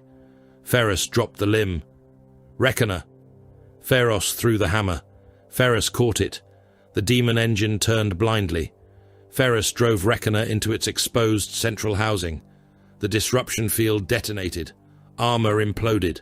Something inside the machine screamed in a voice too deep for human lungs. Ferrus struck again. The housing ruptured. Fire erupted from the wound. Human bodies cooked inside the chassis. Skin blackened. Fat liquefied and ran from seams in the armor. Thousands of wired nervous systems discharged simultaneously. The demon engine convulsed. Then it died. Its upper chassis burst apart. Burning flesh rained across the foundry. A human arm struck Ferros's breastplate and slid down it. A half-melted face landed at his feet. Ferrus emerged through smoke. His armor was damaged. Blood ran from beneath one pauldron. He looked at Ferros. "You held a reserve." Ferros paused. "2 squads. Why?" "To recover you if the engagement turned." Ferrus came closer. "You withheld warriors from the reactor objective. To preserve the Primarch. That was not their mission." Ferros felt the rebuke like impact. "You are not expendable." Ferrus's expression hardened. "Everything is expendable." The words settled between them. Ferros said nothing. Ferrus pointed toward the reactor beneath their feet. "If my death unquestionably preserved mankind, what would you order?" Ferros did not answer. Ferrus came closer. "What would you order?" Ferros met his gaze. "Your death." Ferrus nodded. "Good. No praise, no warmth, only judgment. If you cannot sacrifice me when necessity demands it, you are not strong enough to command. They found Fulgrim's records beneath the primary foundry, not hidden, presented. Ferrus recognized that immediately. The Ferrus stood before the projection. Each imperial victory appeared: Guthis Secundus, Agrippina, Sthenax. Each advance narrowed the available routes. All of them converged. One system, one destination. Ferrus studied the pattern.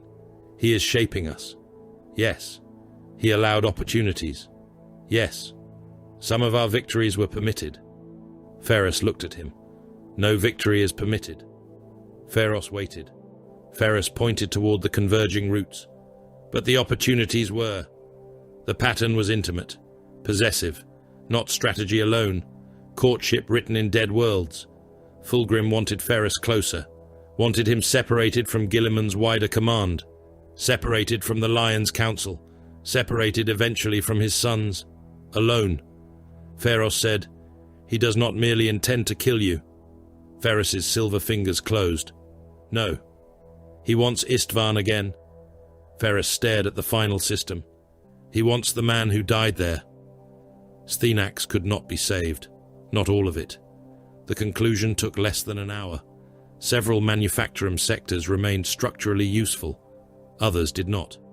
Millions of workers had been integrated too deeply into demonic machinery for extraction. Nerve systems linked production lines. Organs functioned as biological processors. Bodies had become conduits through which warp corruption moved. Ferrus stood beside Ferrus as the purge orders were prepared. "Some may be recoverable." Ferrus looked at the figures. "How many?" "Unknown." "Contamination risk?" "Severe." "Then they are not recoverable." Ferrus hesitated. Ferrus noticed. "You disagree." "I am determining whether certainty exists." "It does not." Ferrus activated the destruction order. "That is why command exists." Plasma charges detonated through the contaminated sectors. Manufactoria disappeared in white fire. Don't forget to like, comment, and subscribe. Support really helps. Millions of trapped voices screamed through the Vox lattice for several seconds. Then there was nothing. No hymn followed. No declaration of victory. Only burning industry. The Gorgon crusade departed Sthenax beneath a red sky. Ferrus stood with Ferrus before the observation armor. The forge moon diminished behind them. For a long time, the Primarch said nothing. Then he spoke. "My sons misunderstood me." Ferrus looked toward him. Ferrus continued watching Sthenax. "Because I failed them first." Ferrus remained silent. "I taught strength." Ferrus's silver hand rested against the armor glass. "I taught contempt for weakness." His fingers curled, and when my own weakness came, I did not recognize it. "Istvan." Ferrus nodded. "I called rage strength because it felt like strength." The stars shifted as the fleet prepared for translation. "I died for that error." Ferrus said, "You would change the lesson." Ferrus turned toward him. "No." His voice was iron. "I would teach it correctly." The Geller alarms began their low chant. Ferrus looked back toward the void. "I will not apologize for demanding strength." The warp opened ahead of the fleet. "I will show you what strength was meant to be." Robut Guilliman read the dead in columns. The strategium aboard the Macragge's Honor was quiet, save for the whisper of servitors. The muted clatter of greater than grey marked what had already been spent. There was too much grey. Guilliman enlarged the casualty projection from Guthis Secundus. Numbers filled the air. Infantry formations reduced below operational strength. Armoured regiments lost. Landing craft destroyed. Munitorum reserves consumed. Replacement engines required. Ammunition expenditure. Medical evacuation capacity. Transport tonnage committed to wounded personnel rather than combat reinforcements. Each number connected to another. That was the part lesser commanders failed to understand. A dead guardsman was not merely one fewer lasgun on the line. He had required food, training, transport, equipment, and ammunition. His regiment had required officers and communications. His body might leave behind wounded comrades requiring evacuation. His replacement would have to travel from another world aboard a vessel that could otherwise have carried shells, fuel, or armor. War was not mathematics. War merely punished those who refused to understand mathematics. "Current casualty projection," Gilliman said. The Munitorum adept beside him swallowed. "If the Gorgon Crusade maintains its present operational tempo, replacement requirements will exceed regional levy capacity within 4 months. And ammunition? 2 months at current expenditure without redistribution. Armor? More favorable. Forge reclamation on Gathis Secundus has begun ahead of expectation." Gilliman looked toward the campaign map. Of course it had. Ferrus had postponed mourning to manufacture shells. The decision had horrified several civilian authorities. It had also restored 3 artillery armies to effective supply. "How much territory has Ferrus taken?" The adept changed displays. Gilliman's expression hardened. More than conventional projections had estimated possible. Much more. Fulgrim's outer war host had been driven backward system by system. Supply nexuses had fallen. Several warp beacon complexes were gone. Emperor's Children raiding forces had been destroyed before they could regroup. Forge capacity believed lost for years was already returning to Imperial control. Ferrus was winning. Too quickly for Gilliman to dismiss his methods as mere brutality. That was the problem. "Prepare translation." The Fleetmaster bowed. "My lord?" "We enter the theatre." "You intend to send instruction?" "No." Gilliman looked at the casualty columns again. "I intend to speak to my brother before there is no army left to instruct." Ferrus Manus received him aboard the Fist of Medusa. The flagship bore damage from the recent void fighting. Several exterior decks remained sealed. Repair servitors crawled over the outer hull, while Tech Marines and bonded Mechanicus crews restored weapon systems that had not cooled since the last battle. Beyond the observation armor, distant ships fired. They were too far away for the naked eye to comprehend as warships. Lance discharges appeared as momentary threads of white light. Several seconds later, the tactical display identified another enemy escort destroyed. Ferrus stood watching it. Gilliman entered alone. "Brother." Ferrus did not turn. "You brought reinforcements." "Yes." "Good. You have already assigned them?" "Yes." Gilliman stopped. "I had not transferred command." Ferrus finally looked toward him. "They arrived in my war zone. This is precisely why I came." Ferrus turned back toward the stars. Gilliman placed a greater than Gathis Secundus. Ferrus did not look. "I remember it." "I should hope so." "Then ask whatever you came to ask." Gilliman's patience thinned.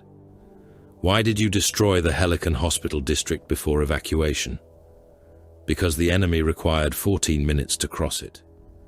You had 300,000 wounded personnel inside." "I know. You could have delayed. And lost the southern spearhead. You estimate that. I calculated it. You calculated lives as though they were shells." Ferrus turned. "No. Shells are easier to replace." The answer chilled the chamber. Gilliman approached. "You sacrificed entire guard formations during the approach to Gathis." "Yes." 2 armor corps on its surface." "Yes." "Millions during the void action before that." "Yes." Ferrus's expression did not change. "How many worlds remain Imperial because they died? That does not absolve you." "I did not ask for absolution." "That is not the point." "Then make the point." Gilliman forced himself not to raise his voice. "The Imperium cannot prosecute war indefinitely at this rate. It does not need to." Ferrus gestured toward the campaign projection. "Fulgrim's strategic depth is collapsing, at a cost that weakens every war after this one. And if this war is not won, we find another method." Ferrus gave a humorless grunt. That is the phrase commanders use when they dislike necessity. Guilliman stared at him. You believe preservation is weakness? No. You behave as though every attempt to save lives is sentiment? No. Ferrus came closer.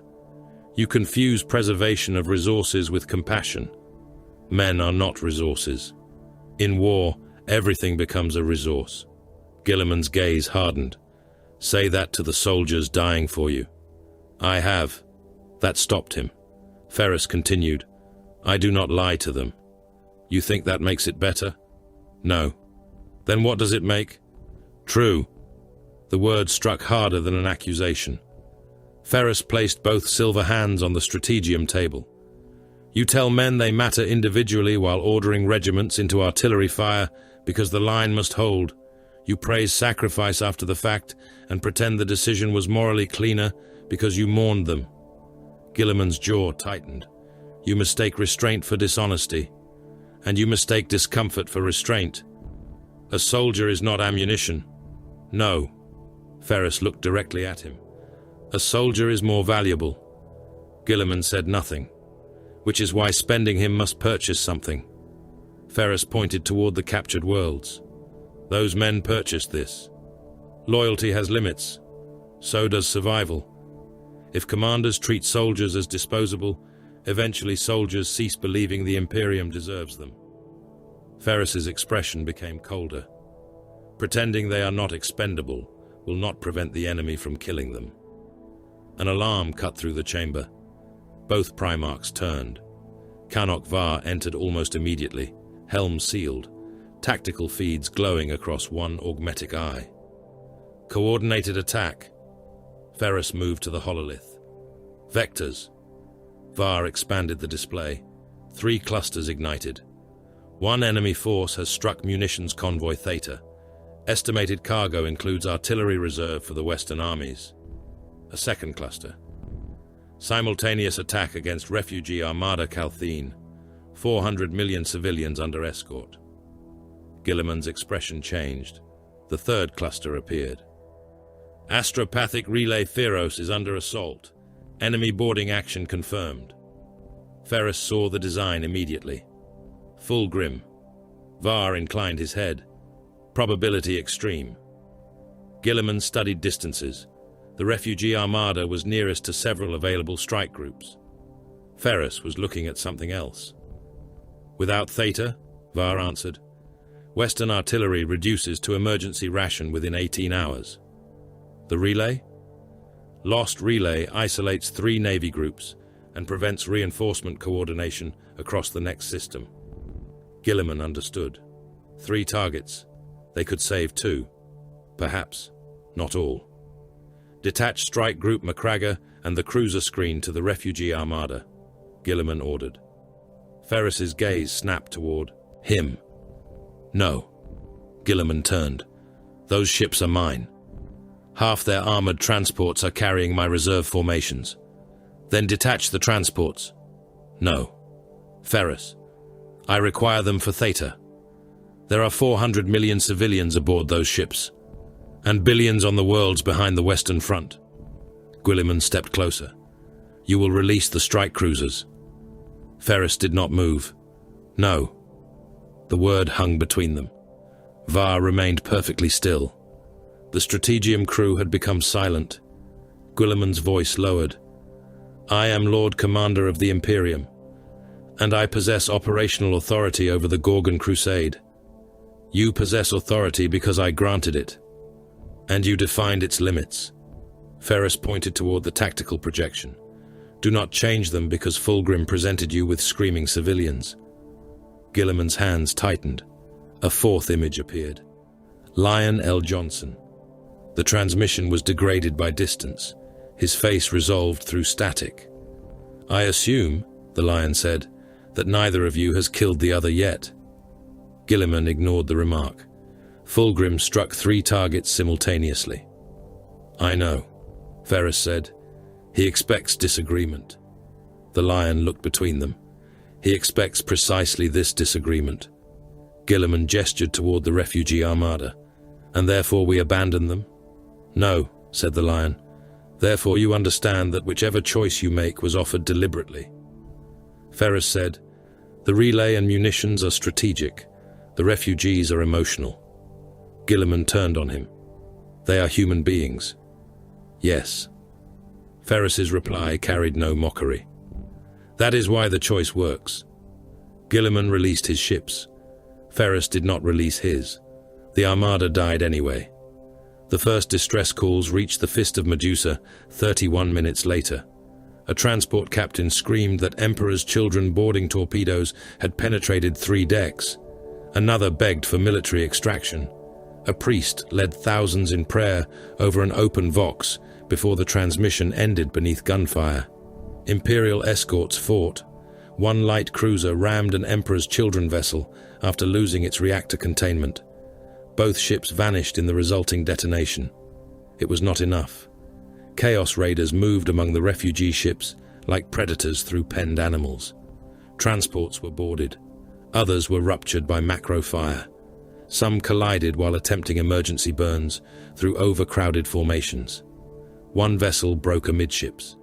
Atmosphere erupted into vacuum, carrying thousands of bodies in a single glittering cloud. Men froze with mouths open. Children spun beside prayer scrolls, luggage and torn sections of deck plating. Guilliman listened.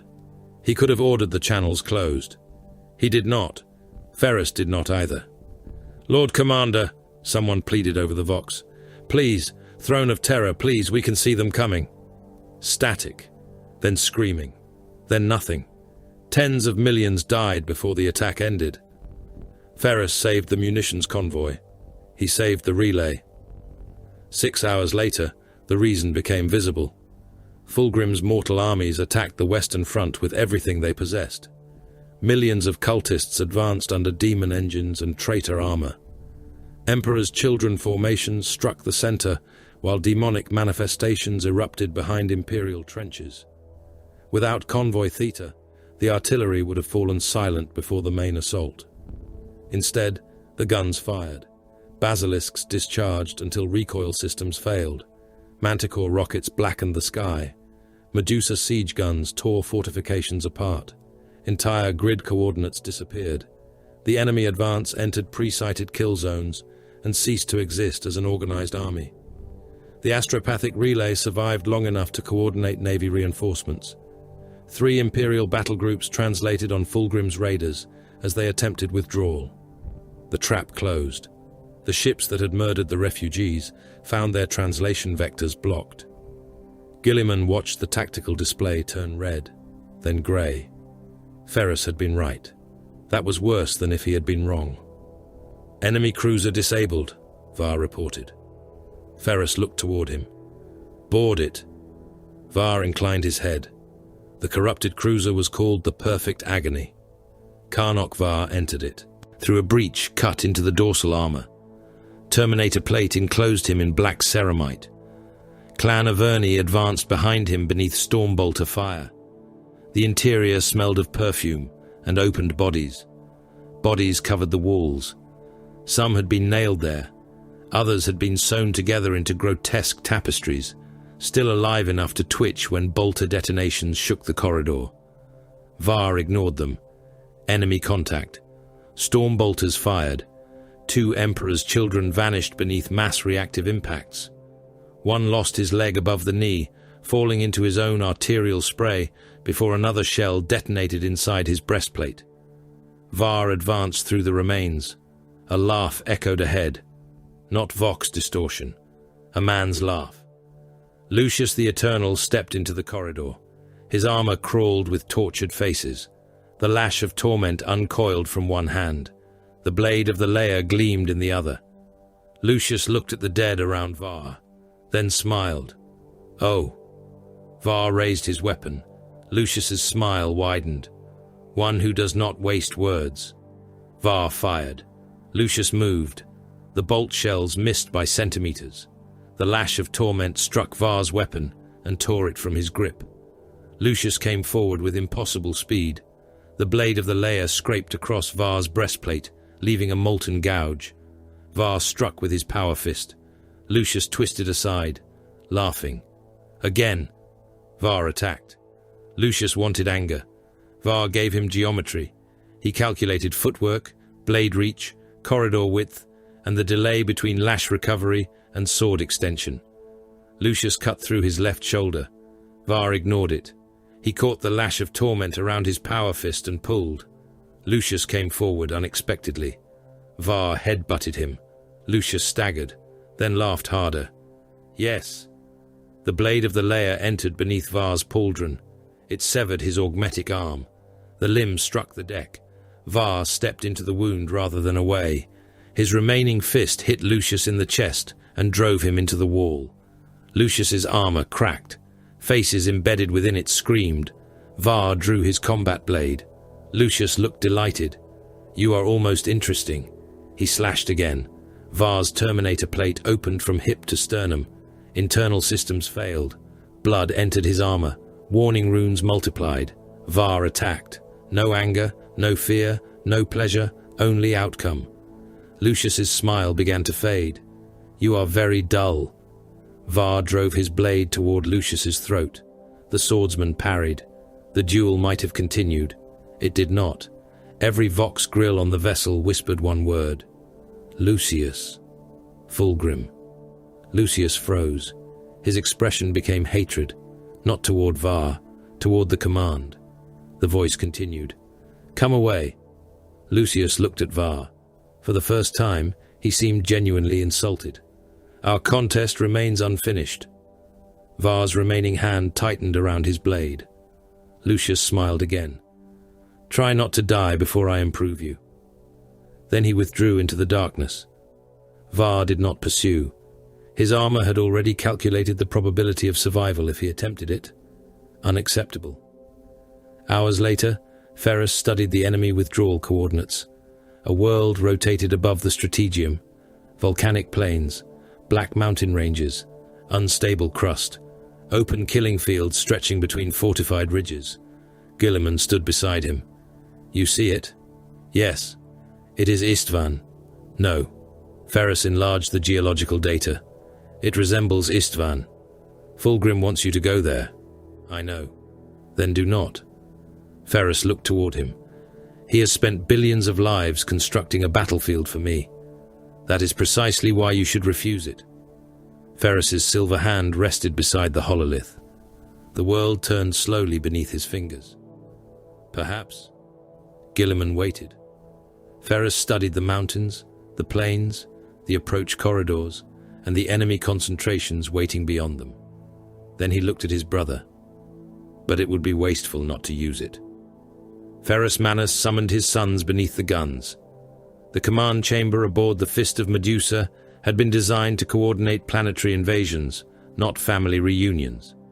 Its hololithic well could render the disposition of an entire star system in layered tactical projections. Cogitator banks filled the walls. Data servitors stood wired into alcoves beneath hanging standards of black iron. Beyond the armored observation ports, the assembled Gorgon crusade burned its engines toward the outer reaches of the Vardos system.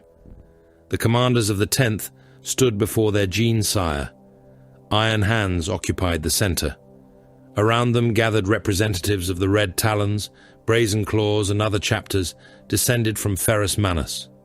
Some wore armor whose heraldry would have been incomprehensible to the warriors who had marched beneath the storm clouds of Istvan. Others carried relic plates, weapons, and clan marks that preserved fragments of an age Ferrus remembered with painful clarity. Malkan Pharos stood at the Primarch's right. Karnok Var stood at his left. Var's missing augmetic arm had already been replaced. Ferrus had inspected the reconstruction earlier and declared it functional. That had been the entirety of his approval. Before them, the gathered commanders waited. Some had expected a proclamation, the resurrection of the 10th Legion, the restoration of an ancient order erased by Guilliman's reforms and 10,000 years of necessity. Ferrus gave them nothing of the kind. "You came because my blood is in you." His voice carried through the chamber without augmentation. "That is not enough." Several helmed faces shifted by fractions. Ferrus continued. Lineage is inheritance. Achievement is proof. The system map rotated behind him. Some of you have fought for 10,000 years beneath names I never knew. Some have built doctrines I would not have chosen. Some have preserved traditions worth keeping. Others have preserved mistakes, because dead men were no longer present to correct them. Ferrus felt the words strike the iron hands more directly than the successors. Ferrus offered no apology. You are not the 10th Legion. Silence. You are chapters of the Adeptus Astartes. You possess your own honors, debts, failures, and victories. I will not erase them, so that I may pretend the galaxy has not changed. One Red Talon's commander inclined his helm. Ferrus's eyes moved over them all. But while you stand in this war, there will be one command. The chamber hardened. If you remain, you obey. No council vote, no ceremony. If another chapter's warriors must hold ground so yours may strike, they will hold. If your relic armor must be destroyed so another formation survives, it will be destroyed. If I order your chapter master to die because his death purchases victory, he will die. No one spoke. Ferrus pointed toward the doors. Any warrior who finds that unacceptable may leave now. Ferrus listened to servos whine quietly within dozens of suits of power armor. No one moved. Ferrus waited. Still nothing. Good. He turned toward the system map. Then earn the blood you inherited. The image expanded. Vardos hung at the center of the projection, its black volcanic continents surrounded by moons, orbital stations, defense platforms, wreck fields, and enemy fleet concentrations. Warp anomalies pulsed around it in bruised violet. Fulgrim had made the world visible. Too visible. He wanted Ferrus looking only at the planet. Ferrus looked everywhere else. He expects a direct assault. Var studied the map. We possess sufficient mass. That is why we will not give him one. Ferrus touched the outer system. Navy attack vectors appeared. Translation points will be isolated first. Cruiser groups take these lanes. Destroyers mine the secondary approaches. Nothing leaves without crossing guns. He moved inward. Mechanicus forces seize the orbital manufactoria intact where possible. Destroy them where capture becomes inefficient. Another layer. Guard armies take the inner moons. A Lord General's image appeared in the tactical register. Ammunition stations here, here, and here. I want them functional before the planetary assault begins. Ferrus indicated fortified void installations. Astartes spearheads strike command nodes, astropathic nexuses, and fleet coordination sites. Ferrus watched the design form. Not a spear thrust, a closing fist. Fulgrim had built a stage. Ferrus intended to dismantle the theater around it before stepping upon the boards. The planet waits, Ferrus said. Var looked toward him. And Fulgrim? Ferrus's expression did not change. He waits longer. The Void War began 3 hours later. From the observation galleries of the Fist of Medusa, the battle appeared almost silent. On the hololith, it was apocalypse. Capital ships traded fire across tens of thousands of kilometers. Lance beams flashed between vessels whose crews would not see the damage they caused until the light of their own destruction returned to them. Macro shells crossed darkness at lethal velocity. Torpedo spreads advanced through defense fire, vanishing one by one until surviving warheads struck void shields in chained suns. Imperial attack craft poured from launch bays. Enemy interceptors met them. The gap between cruiser lines filled with thousands of machines killing one another too quickly for individual deaths to matter to the larger calculation. A defense monitor accelerated toward an Imperial cruiser after losing its primary weapons. The cruiser tried to turn. Too slowly. The monitor struck amidships. Armored prows collapsed together. Atmosphere, men, and burning debris exploded into space. Both vessels continued drifting while internal fires consumed them. Elsewhere, an Imperial battleship lost its prow beneath converging lance fire. The forward quarter of the vessel separated. More than 20,000 men vanished with it. The battleship did not withdraw. Its surviving macro batteries rotated. It fired broadside after broadside through the debris of its own severed decks. Another capital ship died less stubbornly. Enemy fire penetrated its magazine. For one instant the vessel remained whole. Then ammunition stores detonated. Its hull swelled, split. The explosion consumed escorts maneuvering too close to escape. Frigates disappeared inside the expanding debris cloud. One cruiser emerged from it, with half its port batteries sheared away and hundreds of corpses spinning in vacuum behind it. Ferrus watched the enemy fleet react. They are reinforcing the planet. Var nodded. Fulgrim anticipates invasion. Of course he does. Ferrus lifted Reckoner. Prepare boarding force.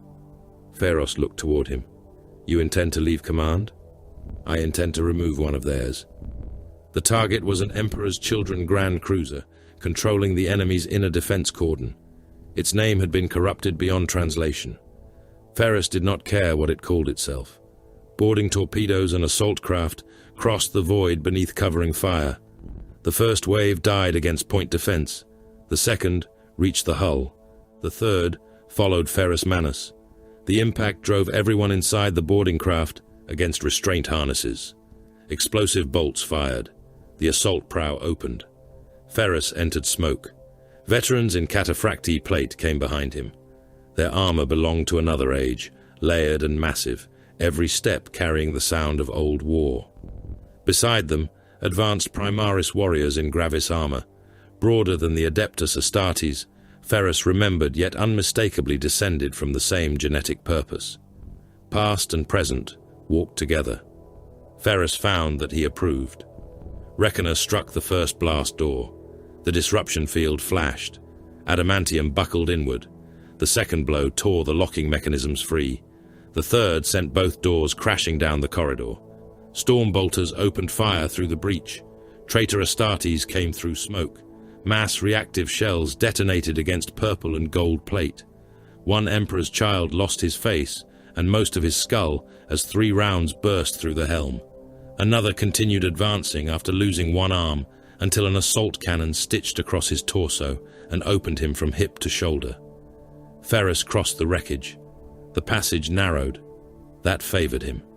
He ordered the cataphractii to hold behind him and advanced alone until the enemy committed. They came eagerly. The first swung a chain blade. Ferrus stepped inside the arc and drove Reckoner upward. The hammer struck beneath the breastplate. The warrior left the deck. His armor hit the ceiling hard enough to flatten his helm into the skull within it. Ferrus let the corpse fall into the path of the next attacker. The second stumbled. Ferrus crushed his knee sideways. He seized the traitor by the gorget and threw him backward into his brothers. Fire! Storm bolters filled the corridor. Bodies burst against bulkheads. Blood sheeted across lumen housings and ran down the walls in thick lines. Noise marines answered. The sonic discharge did not resemble gunfire. The corridor itself became pain. Ferrus felt his teeth vibrate in his skull. Behind him, mortal naval armsmen dropped screaming. One man's eyes burst simultaneously. Another clutched his head as blood sprayed from beneath his fingernails where his gloves had split. An Astartes stumbled as armor joints shook against one another. Ferrus looked upward, not forward. The noise marines were using the vessel. Conductive bulkheads carried their resonance through the passageways. Ferrus struck the floor. Through here. Ferrus understood. Deck below? Service artery. Reckoner hit again. The deck collapsed. Ferrus dropped through. The iron hands followed. They bypassed the prepared killing corridor and emerged behind the noise marine emplacement. The traitors had time to turn. Not enough time to live. Chainswords started. Bolters fired at arm's reach. An iron hand cut one noise marine from shoulder to abdomen, chain teeth chewing through ceramite before reaching the organs beneath. Blood sprayed across his helm in pulsing bursts. Ferrus killed the Lord Cacophonist by smashing his weapon first. The ruptured sonic apparatus detonated against its owner.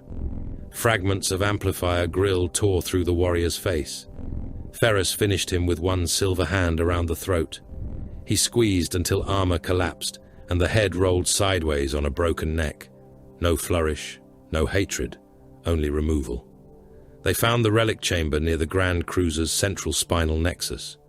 Ferrus stopped at the entrance. Ferros came beside him. Black armor fragments covered the walls. Iron Hands armor? Old Iron Hands armor. Some bore markings that had ceased to exist before the second founding. Broken Legion standards hung from hooks. A shattered helm had been placed upon a pedestal beneath the words, Istvan endures, carved into flesh, stretched across an iron frame. Pict screens showed dead warriors, drop site footage, bodies burned beneath falling ash. Ferrus himself, recreated again and again from stolen recordings. Ferros's hand tightened around his weapon. Several veterans behind him went motionless. Ferrus entered. No one spoke. He took one broken shoulder plate from the wall. Clan markings scarred its edge. Ferrus remembered the warrior who had worn them. That memory hurt. He returned the plate to its place. Record everything. Ferrus looked toward him. Ferrus was already walking away. Recovery teams will collect the authentic relics once the vessel is secured. No rage, no broken walls, no demand to hunt Fulgrim. The chamber had been built for anger. Ferrus denied it purpose. Far below, Vardos opened fire. Karnok Var watched the first enemy barrage cross the horizon. Clan Averni advanced behind smoke. Vindicators moved at the front of the secondary line, demolisher cannon hammering fortified emplacements into collapsing pits of concrete and flesh.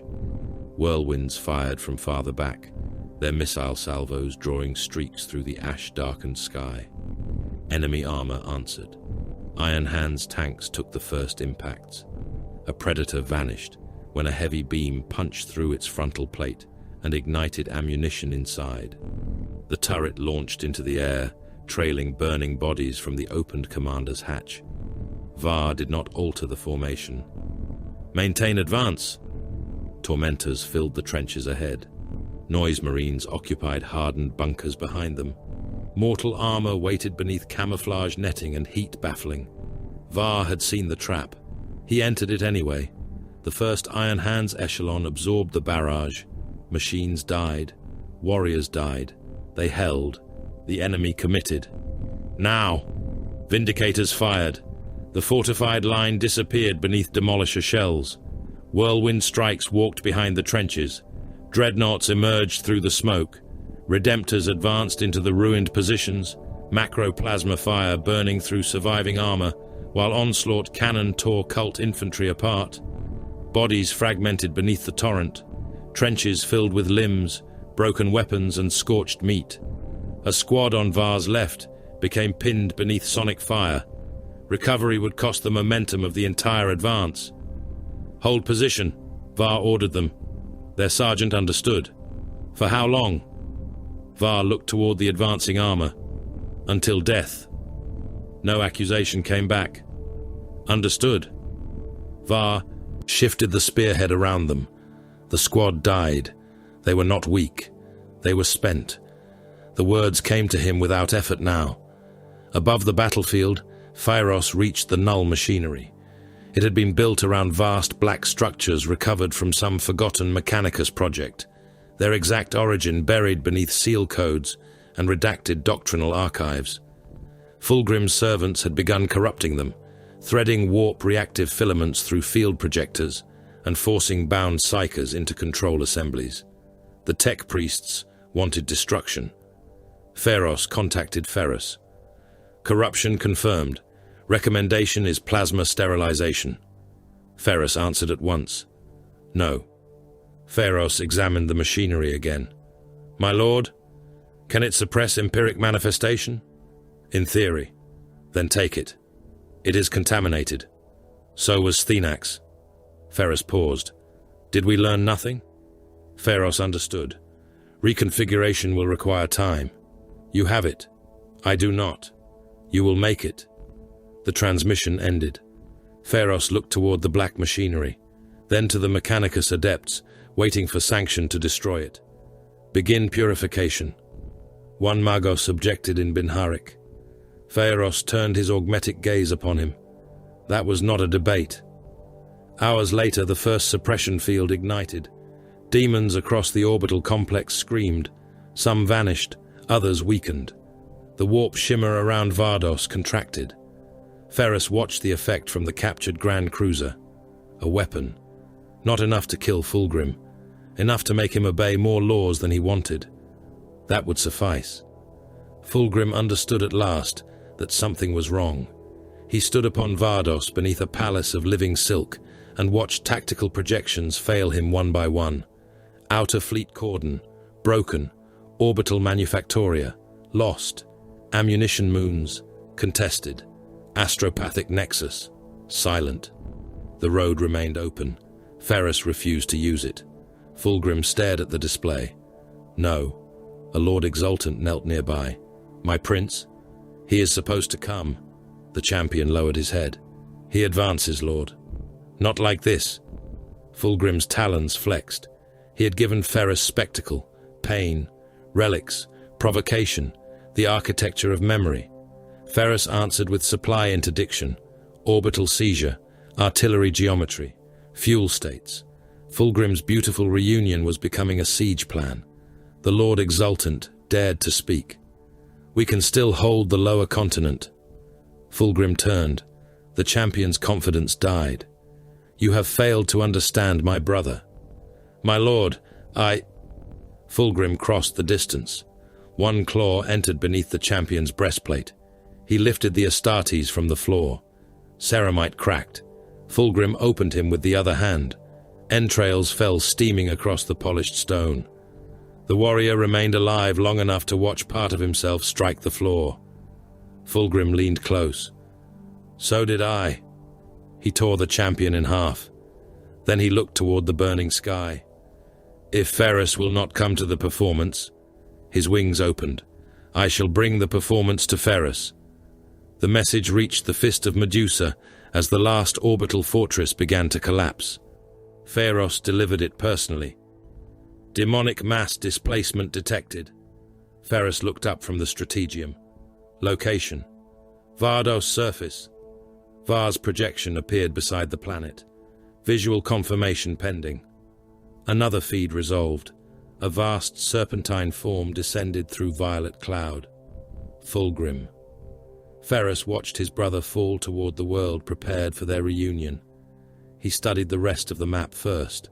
Translation lanes isolated, orbital defenses collapsing, ammunition moons captured, enemy command nodes dead, suppression lattice approaching operational strength, guard armies established, Astartes spearheads prepared. Fulgrim had finally abandoned patience. Ferrus lifted Reckoner. For the first time since Agrippina, something close to anticipation entered his face. He opened the crusade-wide Vox.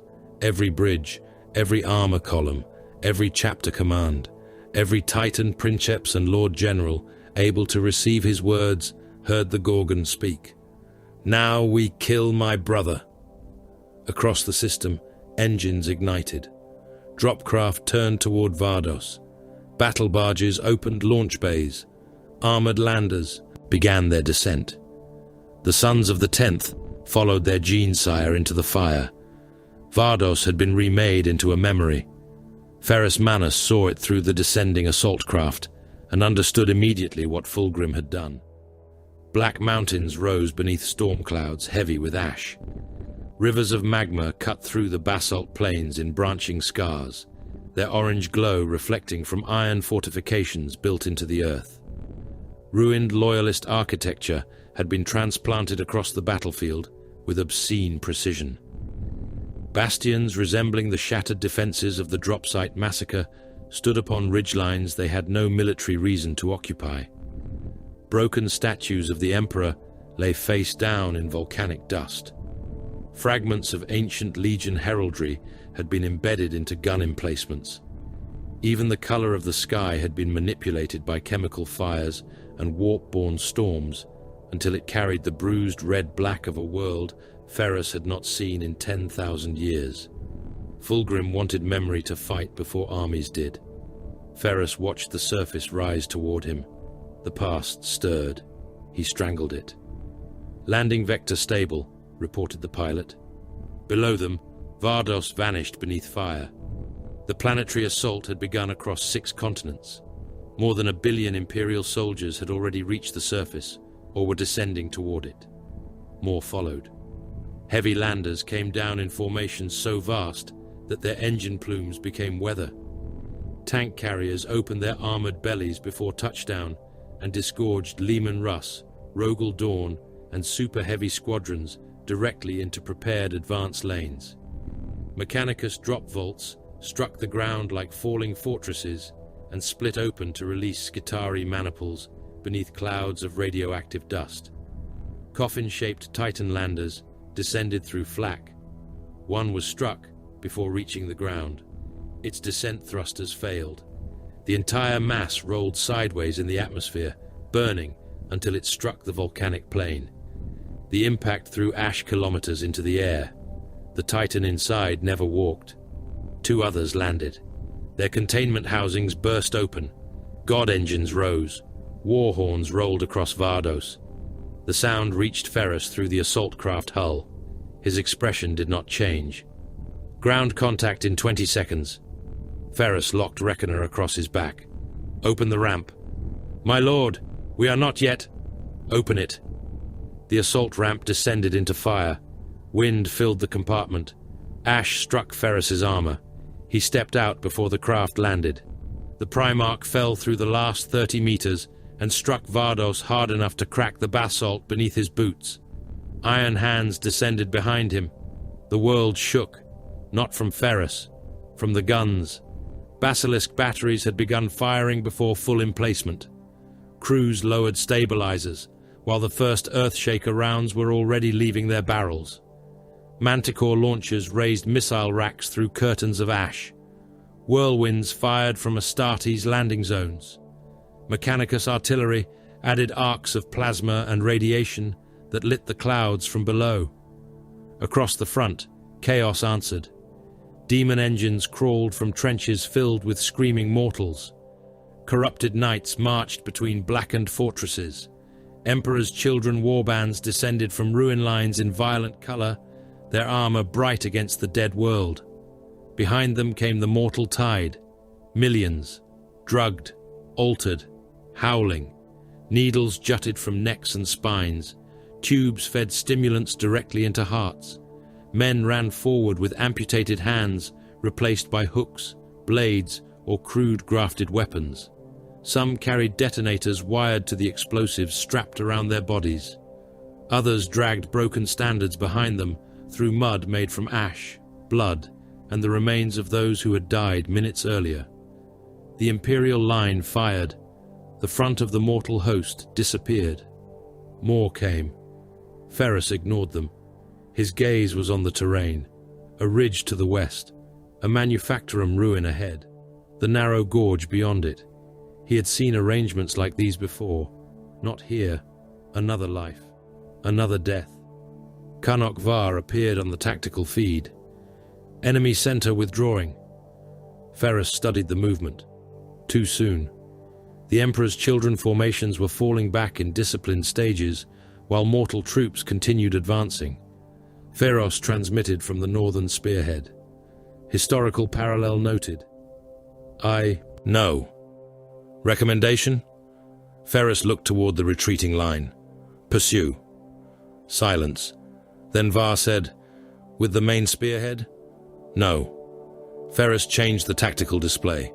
Reconnaissance armor, scout units, remote-operated attack vehicles, penal armor crews attached to expendable formations. "Send these." Var understood at once. "You expect the ambush?" "Yes." "Then why enter it?" Ferrus looked toward the distant ridge. "Because Fulgrim expects me to fear repeating myself." The reconnaissance force advanced. Predators and lighter Imperial armor pursued the retreating Chaos line into the Basalt Valley. For several minutes, nothing happened. Then the mountains opened. Hidden weapon emplacements rose from armored recesses. Emperor's Children reserves emerged from sealed tunnels. Lascanon fire crossed the valley. The reconnaissance column vanished beneath intersecting beams. A predator exploded. A chimera rolled onto its side after losing both tracks. Mortal crewmen climbed from a burning transport and were cut apart by sonic fire before they had taken 5 steps. Fulgrim's hidden force committed. Ferrus waited. Now, a naval officer acknowledged. High above Vardos, Imperial warships altered attitude by fractions. Lance batteries fired. The sky became white. 3 immense beams struck the valley. The first erased the western ridge. The second carved through the hidden armor concentration. The third walked along the valley floor in a line of annihilation. Stone became vapor. Emperor's children disappeared. The blast wave reached Ferrus seconds later. Ash moved across the plain like an ocean. Ferrus said, "Enemy reserve destroyed." Ferrus watched the valley collapse into molten ruin. Record the pattern. For future use? For Fulgrim. The battle widened. Titans engaged. A loyal warlord fired across 40 kilometers and hit a corrupted engine square in the chest. Void shields collapsed. The next shot tore through its torso and released a sun-bright explosion from the reactor core. Knights charged beneath the god machines.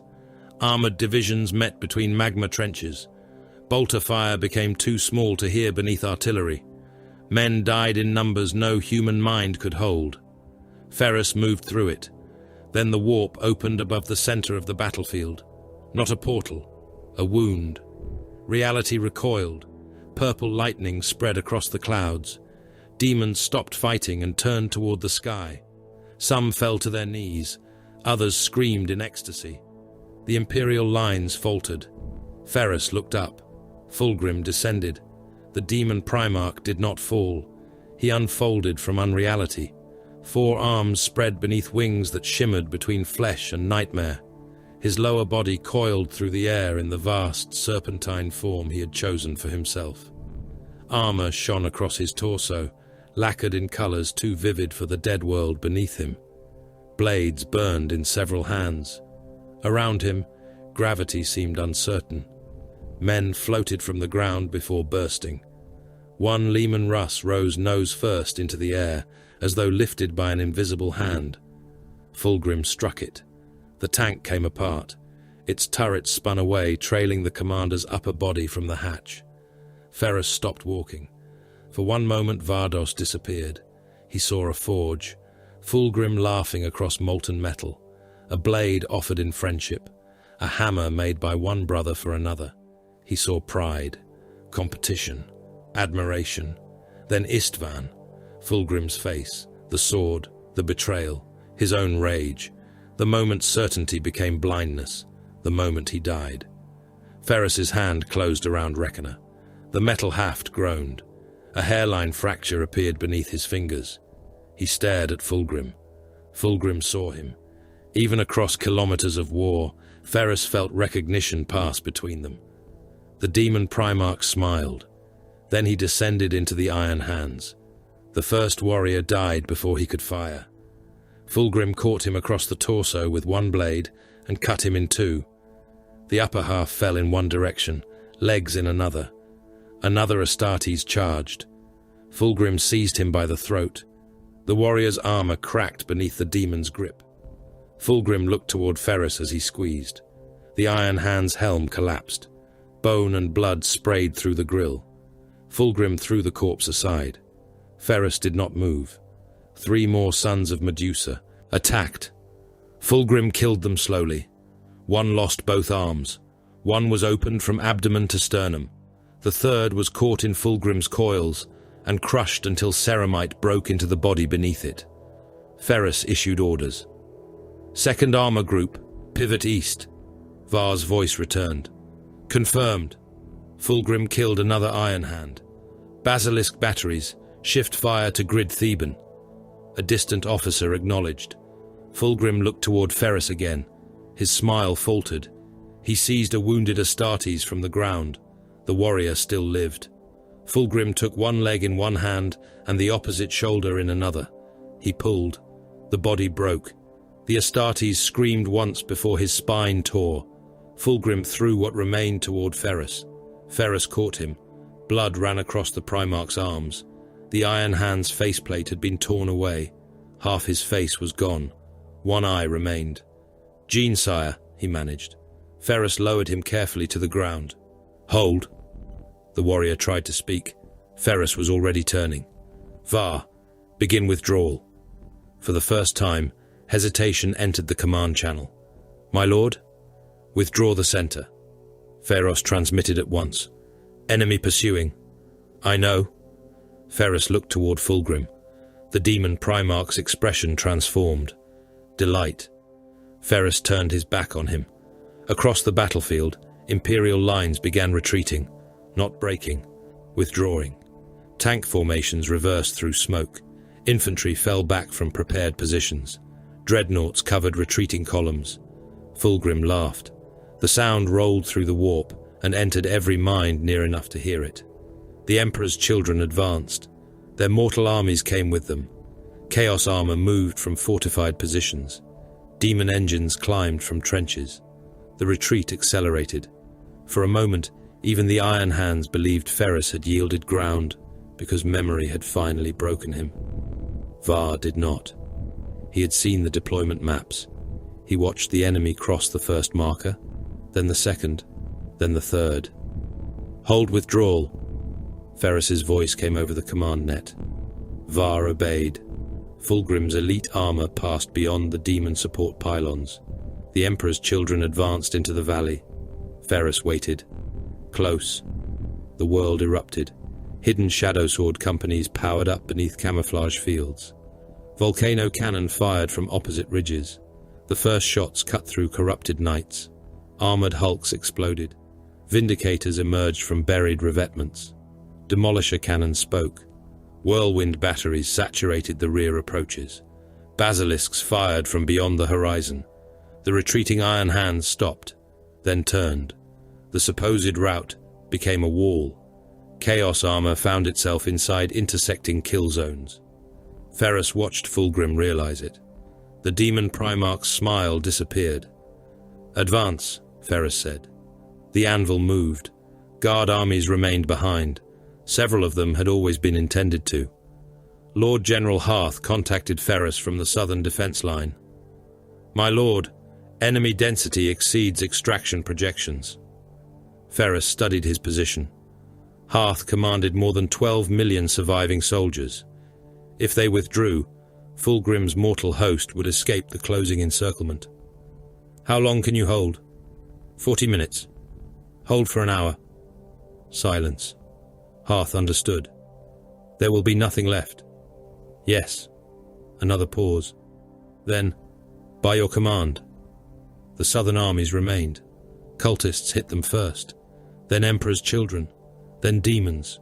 Artillery fired until ammunition ran out. Guardsmen fought from trenches filled with their own dead. One regiment fixed bayonets after lasgun cells were exhausted. Men disappeared beneath transhuman attackers. A noise marine fired into a bunker and liquefied every human body inside it. Hearth's command post transmitted for 53 minutes. Then the signal died. Ferrus did not alter the plan. Millions died, so the armored claws could close. Var reached the final suppression generator beneath the eastern bastion. He arrived with 37 Iron Hands. The Lord Cacophonist was waiting. Noise marines stood around him in concentric ranks. Their weapons were wired into the chamber itself. Var saw the design. A choir. The first sonic blast hit. 7 Iron Hands died. One simply burst inside his armor. Another lost. His head, as the resonance shook his helm apart. Var's Cerebrex systems flooded with corruption errors. Targeting runes multiplied, then vanished. His augmented processing began to fail. "Disable external cognition," he ordered himself. The system resisted. He shut it down. The world became slower, smaller, raw. Noise marines fired again. Var's armor cracked across the chest. Blood entered the suit. An Iron Hand beside him vomited through his grill before collapsing. Var looked at the walls. Not the enemy. Structural weakness. One section of adamantium plating had been reinforced later than the others. He opened the Vox. "Dreadnought Raukan, fire through my position." The reply came instantly. "Clarify. Fire through the eastern wall. We risk killing you." "Yes." A pause. Then the dreadnought fired. The wall vanished. So did 3 noise marines. Fragments of armor and meat crossed the chamber. The blast exposed the choir's rear. Var charged. His warriors followed. Bolters fired at arm's reach. The Lord Cacophonist turned. Too late. Var drove his power fist through the champion's weapon. The sonic apparatus exploded. Fragments entered the traitor's face. Var seized him by the throat and forced him backward into the generator housing. "Activate suppression." Ferrus's voice answered from orbit. "Network ready." Var crushed the cacophonist's throat. "Do it." The network ignited. Across Vardos, the warp recoiled. Demons flickered. Some vanished screaming. Others collapsed into malformed flesh. Purple storms above the battlefield contracted. Fulgrim staggered. Only 1 step. Ferrus saw it. Reality hardened around his brother. Not enough. Enough. Ferrus walked forward. Ash fell around him. He carried Reckoner in one hand. The hammerhead touched the volcanic ground. Stone cracked beneath its weight. Behind Ferrus, armies were still dying. Ahead, Fulgrim waited. The demon Primarch spread his arms. At last he smiled. Ferrus smiled back. Not with rage, not with joy, with recognition. Fulgrim believed the duel had finally begun. Ferrus knew better. The duel was only the final mechanism of the trap. The war did not stop for them. That was the first lie Fulgrim had denied himself. He had imagined the reunion differently. He had imagined armies drawing back beneath the majesty of 2 brothers made monstrous by history. He had imagined silence descending over the battlefield, the heavens themselves seeming to wait while the sons of the Emperor faced one another again. Vardos gave him no such indulgence. A shadow sword fired somewhere beyond the Black Ridge. Its volcano cannon turned the horizon white.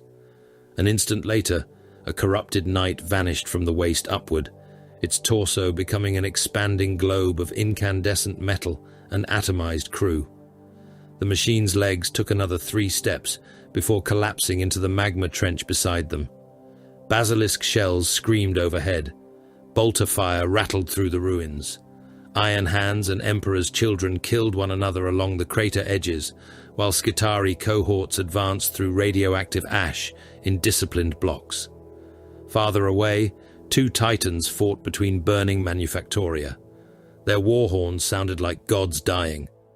Ferrus Manus walked through all of it.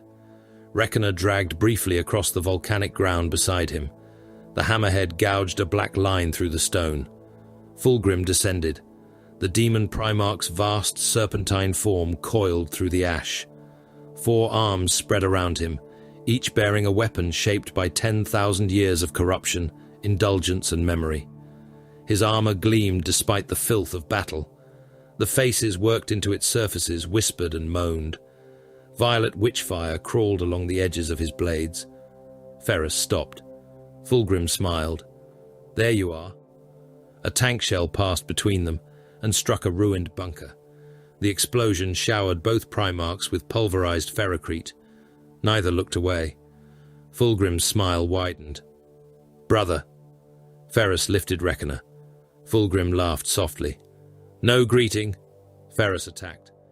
Reckoner crossed the space between them, with enough force to kill an Astartes through the hull of a land raider. Fulgrim was no Astartes. He twisted aside. The hammer missed his chest by less than a handspan and struck the ground. Basalt detonated. The crater floor burst upward. Fulgrim's first blade came down. Ferrus raised his left forearm.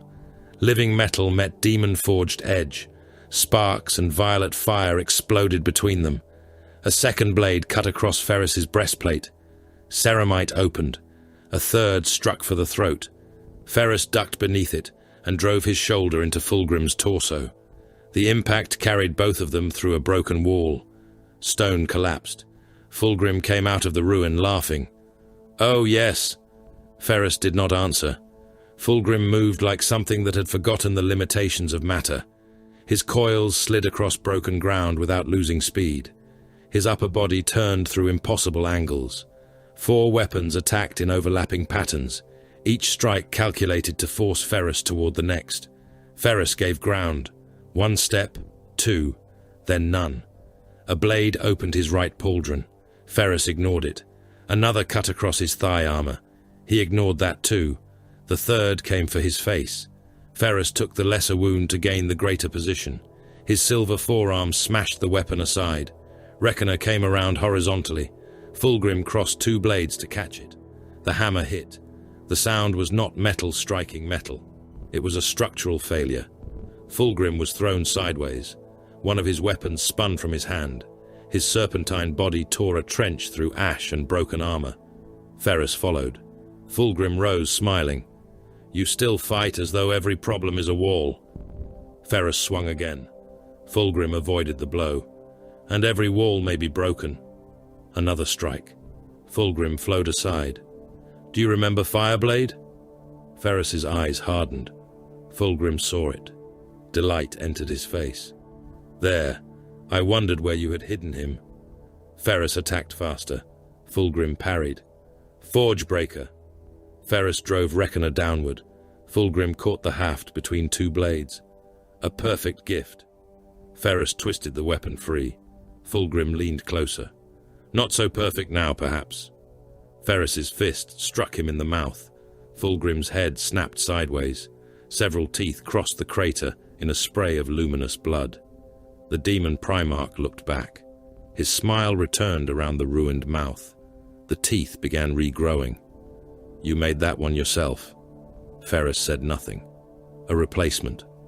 Reckoner struck Fulgrim's armor and crushed several ornate plates inward. Fulgrim hissed. "You always hated replacement."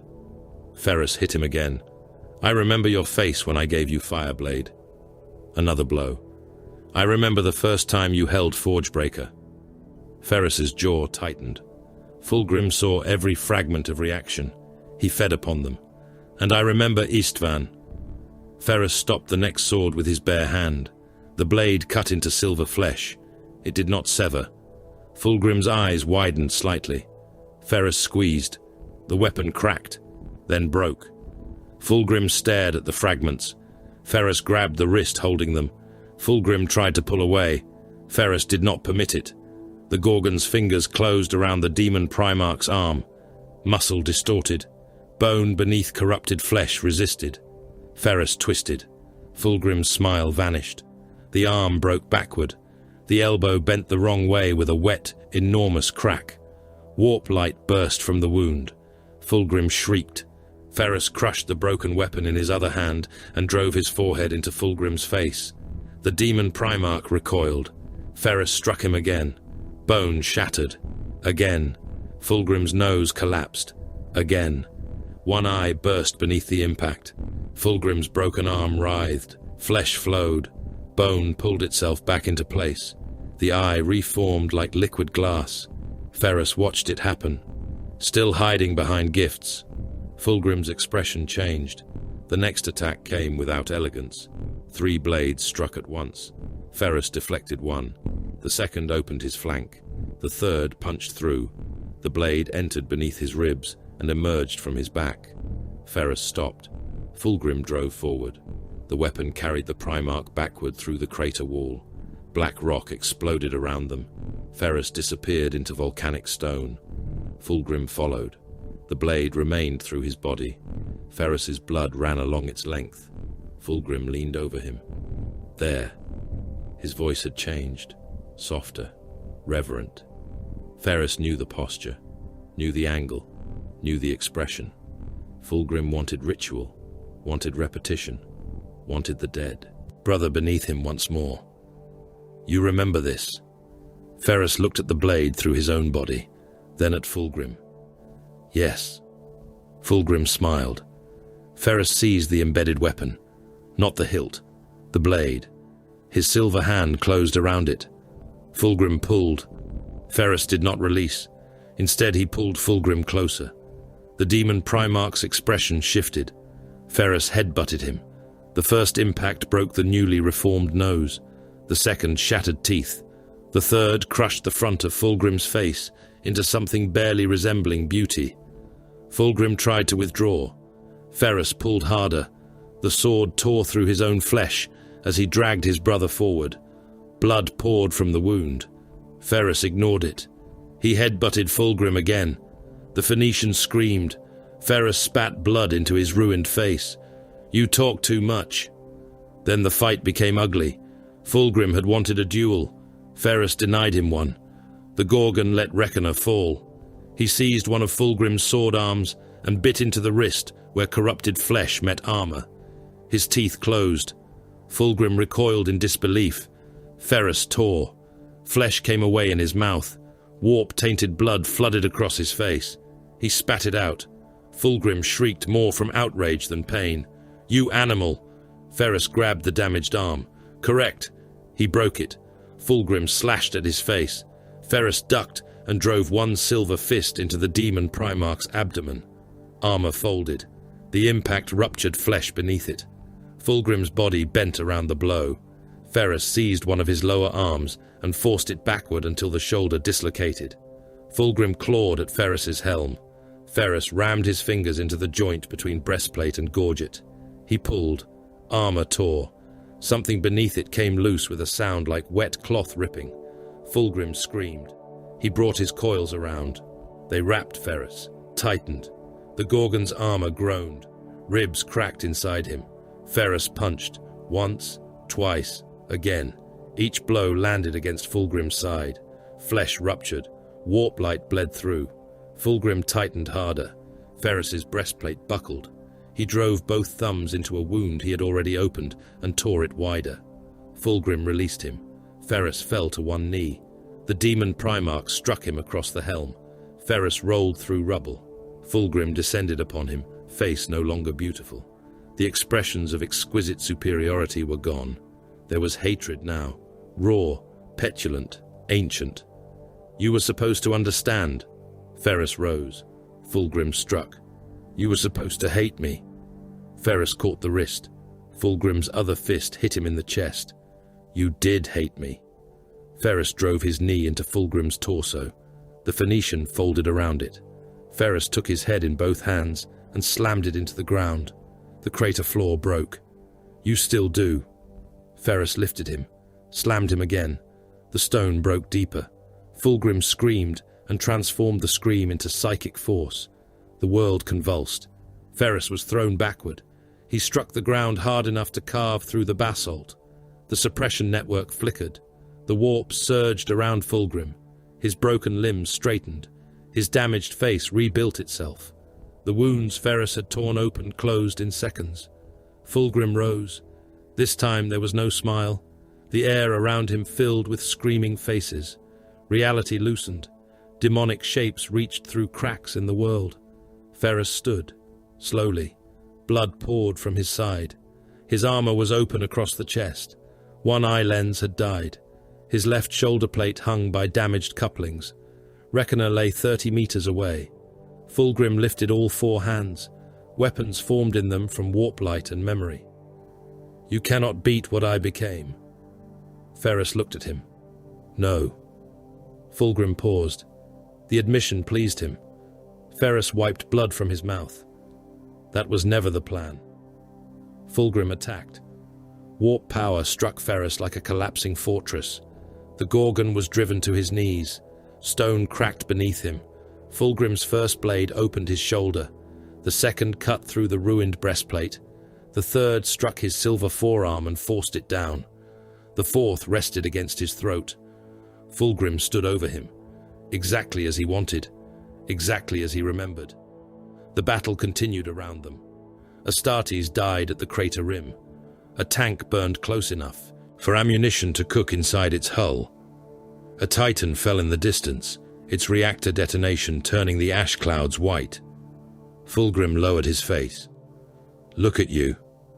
Ferrus breathed heavily. Blood ran down his arms. "Again." Fulgrim almost whispered it. "The same ground?" Ferrus looked around the crater. "Yes." "The same brother?" "No." Fulgrim's expression tightened. Ferrus looked up. You still have not understood. Fulgrim raised the killing blade. Ferrus opened the command channel. Pharos. Far beneath the eastern bastion, Malkan Pharos heard him. The master of the forge stood before the suppression lattice controls. Every warning rune displayed overload. The system had never been built for what Ferrus demanded. Ready. Fulgrim's blade began to fall. Ferrus said one word. Now. The suppression generators screamed, not metaphorically. Thousands of bound and shielded systems overloaded together. Null fields expanded across Vardos. Demons vanished mid-stride. Warp fire extinguished. Fulgrim stopped. For the first time since his ascension, fear touched his face. Ferrus moved. He surged upward and seized the demon Primarch with both hands. Fulgrim twisted. Ferrus locked himself around him. What have you done? Ferrus grinned through blood. Arithmetic. The first weapon struck. An Ordinatus engine fired from beyond the southern ridgeline. Its beam crossed kilometers of battlefield and hit the crater. The world became light. Ferrus felt armor vanish from his back. Fulgrim screamed. The null field held him. Then the shadow swords fired. Volcano cannon converged upon the same coordinates. Stone vaporized. The crater deepened. Ferrus buried his silver fingers into Fulgrim's torso. He did not let go. Fulgrim tore at him. Claws opened Ferrus's armor. Blades entered flesh. Ferrus held. Release me. No. Another impact. Fulgrim's lower body came apart. Serpentine flesh exploded into luminous fragments. Warp matter tried to reform. The suppression field crushed it back into coherence. Ferrus locked one arm around Fulgrim's neck. The demon Primarch clawed at his face. You will die. Ferrus tightened his grip. I know. Fulgrim stared at him and understood. That was the true wound. Not Reckoner, not broken bones, not the artillery. Ferrus was willing to die again. Not from rage, not from humiliation, not because Fulgrim had provoked him beyond thought, because the calculation justified it. Another Ordinatus discharge struck. Fulgrim's left side vanished. 2 arms disappeared. His face split apart into warp fire and blood. Ferrus still held what remained. The demon Primarch screamed his name, not mockingly, not lovingly, in fear. Ferrus! The Gorgon pulled him closer. This time, Ferrus said, you follow me. The final barrage arrived. Everything disappeared. Hours later, Iron Hand's recovery teams entered the crater. There was almost no crater left, only a glass depression kilometers wide. Pharos found Ferrus beneath a collapsed slab of vitrified basalt. One silver hand protruded from beneath it. The Iron Hands dug. They found armor first, then blood, then the Gorgon. His body was broken. His armor had fused to flesh in places. One leg was crushed. Half his torso was burned black. The wound through his side had reopened beneath the bombardment. He still lived. Barely. Var stood over him. My lord. Ferrus did not answer. Apothecaries cut away ruined plate. Ferrus's eyes opened. Var leaned closer. The first words out of the Primarch's mouth were not Fulgrim's name. Command structure? Var understood. Collapsed. Enemy coordination has failed across the primary front. Emperor's children warbands are withdrawing independently. Ferrus closed his eyes. Pharos thought consciousness had left him again. Then Ferrus spoke. Good. His ruined hand tightened against the glassed earth. Begin extermination. Fulgrim's banishment did not end the war. It removed its center.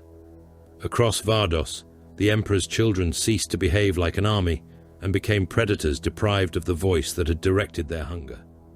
Some warbands withdrew toward their remaining strongholds. Others attacked whatever lay nearest, killing because there was no longer strategy enough to constrain appetite. Lords, exultant, proclaimed themselves inheritors of the Phoenicians' authority and immediately began murdering one another over the claim. Noise marine choirs continued firing until Imperial armor buried them beneath collapsed fortifications. Demon packs flickered in and out of existence as the damaged empiric infrastructure failed around them. The mortal hosts were worse. Billions remained scattered across Vardos and the neighboring worlds. Cult armies, mutated labor gangs, corrupted defense forces, drugged populations who had spent years breathing incense tainted by the warp and listening to sermons delivered through screaming loudspeakers. The victory reports reached Ferrus Manus, while apothecaries were still cutting fused armor from his body. He rejected every one of them. There is no victory.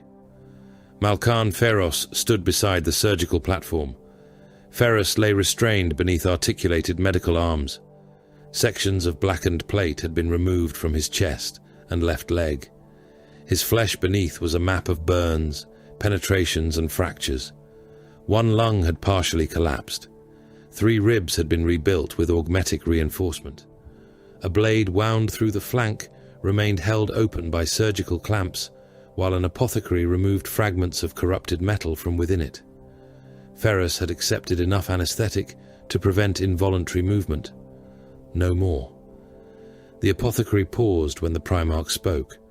Ferrus looked toward the tactical hololith. Continue. The apothecary resumed cutting. Ferros expanded the planetary display. Organized resistance has collapsed across the northern continent. Enemy armor strength is below operational viability. 3 Emperor's Children strike groups remain intact. Locations. Ferros marked them. Ferrus's eyes moved from one to the next. Assign Clan Raukan to the western group. Red Talons to the southern formation. Averni takes the eastern. They are withdrawing. That changes nothing. They may attempt surrender. Ferrus looked toward him. No Emperor's child is to be taken alive. The apothecary removed a sliver of blackened metal from the Primarch's ribs. Blood welled around the wound. Ferrus did not react. Ferros said, "Some may claim renunciation." After 10,000 years? Yes. Ferrus's expression hardened. They betrayed once and chose treachery every day afterward. He looked back toward the hololith. No oath spoken at the edge of defeat has value. Ferros inclined his head. It will be transmitted. Iron Hand's armor drove into the collapsing chaos lines before the command reached every formation. Predators and gladiators hunted retreating vehicles through ash storms. Repulsors crossed trenches filled with dead cultists and broken demon flesh. Vindicators reduced fortified shelters rather than allowing the occupants time to reorganize. Redemptor dreadnoughts moved through ruins behind them, weapons firing at anything wearing the colors of the 3rd Legion. At the western evacuation corridor, a band of Emperor's Children attempted to surrender. They emerged from a shattered bunker beneath a rag of white cloth stained purple with blood. The Iron Hands did not slow. Bolter fire struck first. One traitor lost his right arm, then his chest detonated beneath 3 mass reactive rounds. Another raised both hands before a Lascanon struck him through the torso and scattered molten armor across the bunker wall. The last survived long enough to shout, "Parley!" An Iron Hand sergeant walked toward him. The Emperor's child removed his helm. His face was mutilated by ritual scars. Metal hooks pulled his lips permanently upward. "I yield." The sergeant looked at him. "You had 10,000 years." His bolt pistol fired. The traitor's skull burst backward. Elsewhere, teleport flares filled sealed command bunkers. Terminator squads materialized inside Emperor's Children headquarters and opened fire before the light had faded. Storm bolter rounds tore through armor at meters of distance. Chainswords bit into screaming mortal attendants. Power fists crushed bodies against data consoles. There were no negotiations, no prisons prepared for Astartes. The Navy closed the sky. Enemy vessels attempting translation found destroyer screens already waiting at the edge of their calculated escape corridors. Torpedoes drove fleeing. Cruisers backed toward Imperial gun lines. Lance strikes stripped void shields. Macro batteries opened hulls and vented thousands into space. The war did not end. It contracted. Ferrus reduced it formation by formation. The mortals posed another problem. Karnok Var transmitted the first major prisoner census after the eastern continent fell. 11 million captives within this theatre. Ferrus sat upright on the surgical platform now. The apothecaries had sealed his flank. His ruined armor lay nearby in sections. Classification? Mixed. Define mixed. Conscripts, forced labor, voluntary cultists, mutants, defense personnel. Several populations show exposure without obvious manifestation. Ferrus looked toward Pharos. Screen them. With what standard? Ferrus considered. Psychers, biologist examination, mechanicus contamination scans, interrogation where required, cross-reference unit histories and population records. Pharos said, that will take time. Then use more personnel. And those who cannot be conclusively assessed? Ferrus's gaze became cold. They remain confined until they can. Food expenditure will be considerable. So is ammunition expenditure. Pharos understood. Ferrus did not want indiscriminate slaughter. That did not make the system merciful. Screening compounds spread across Vardos. Millions entered. Some left. Men dragged into the Emperor's children armies after their worlds were conquered were marked for penal reconstruction battalions. Others became labor cadres assigned to the ruins of industrial zones whose machine systems had survived. Those with stable histories and no measurable taint lived. Those who did not disappeared. Mechanicus scanners identified abnormal cellular growth in whole prisoner blocks. Execution companies entered. Laser guns fired until barrels overheated. Bodies were removed by servitors and burned. Sanctioned psychers found corruption in men whose flesh appeared untouched. Some screamed prayers to the Emperor while awaiting execution. Others laughed when the sentence was spoken. A few transformed only after death, ribs opening like claws, or tongues splitting into worm-like appendages as the warp abandoned its disguise. One containment district held nearly 2 million former manufacturum workers. Biology's adepts detected demonic residue throughout the local gene pool. Pharos reviewed the findings himself. Probability of recoverable subjects? The magos opposite him clicked through binary calculations. Below acceptable contamination threshold. How far below? The answer arrived in Binharic first, then Low Gothic. Extinction protocol recommended. Pharos stared through the armor glass at the men beyond. They stood in ranks. Some knew, others did not. He transmitted the findings to Ferrus. The Primarch read them. Proceed. Pharos paused. All of them? If your analysis is correct, it is. Then why are you asking? Pharos looked toward the prisoners. Because correct data does not lessen consequence. Ferrus remained silent for a moment. No. His voice came quieter. It does not. The execution began before sunset. Vardos itself failed every assessment of reclamation. The Mechanicus wanted selected industrial districts preserved. The Navy wanted orbital anchorages maintained. Several Munitorum authorities wanted the surviving Hab zones converted into labor settlements. Ferrus rejected all three. The planet had been remade too deeply. Warp saturation bled from entire mountain ranges. Demonic machinery had been fused into geothermal systems. Populations displayed corruption rates high enough that occupation would require permanent military containment. Vardos had become a weapon. Ferrus would not leave it loaded. Evacuation began. Loyal personnel were removed. Recoverable machinery followed. Data vaults were stripped.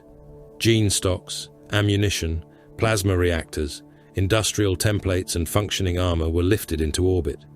Anything useful left the world. Everything else remained. Ferrus watched the sterilization from the observation chamber of the Fist of Medusa. Vardos turned beneath him. Bombardment groups assumed position.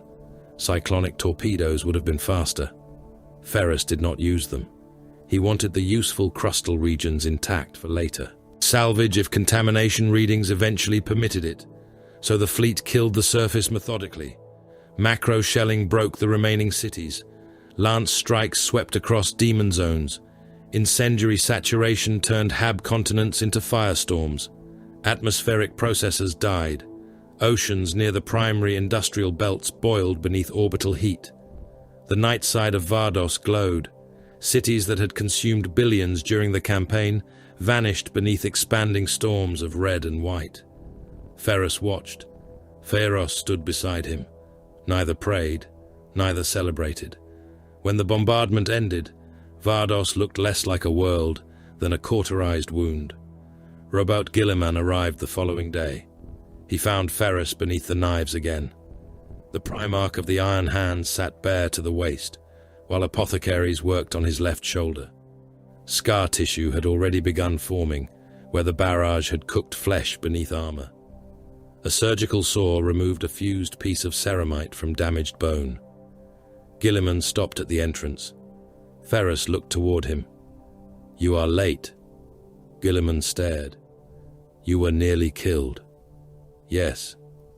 "And that is your greeting?" "What would you prefer?" Gilliman entered. "The anesthetic?" "Unnecessary." The apothecary spoke without looking up. "Not entirely, Lord." Ferrus glanced down at him. The apothecary continued working. Gilliman almost smiled. Almost.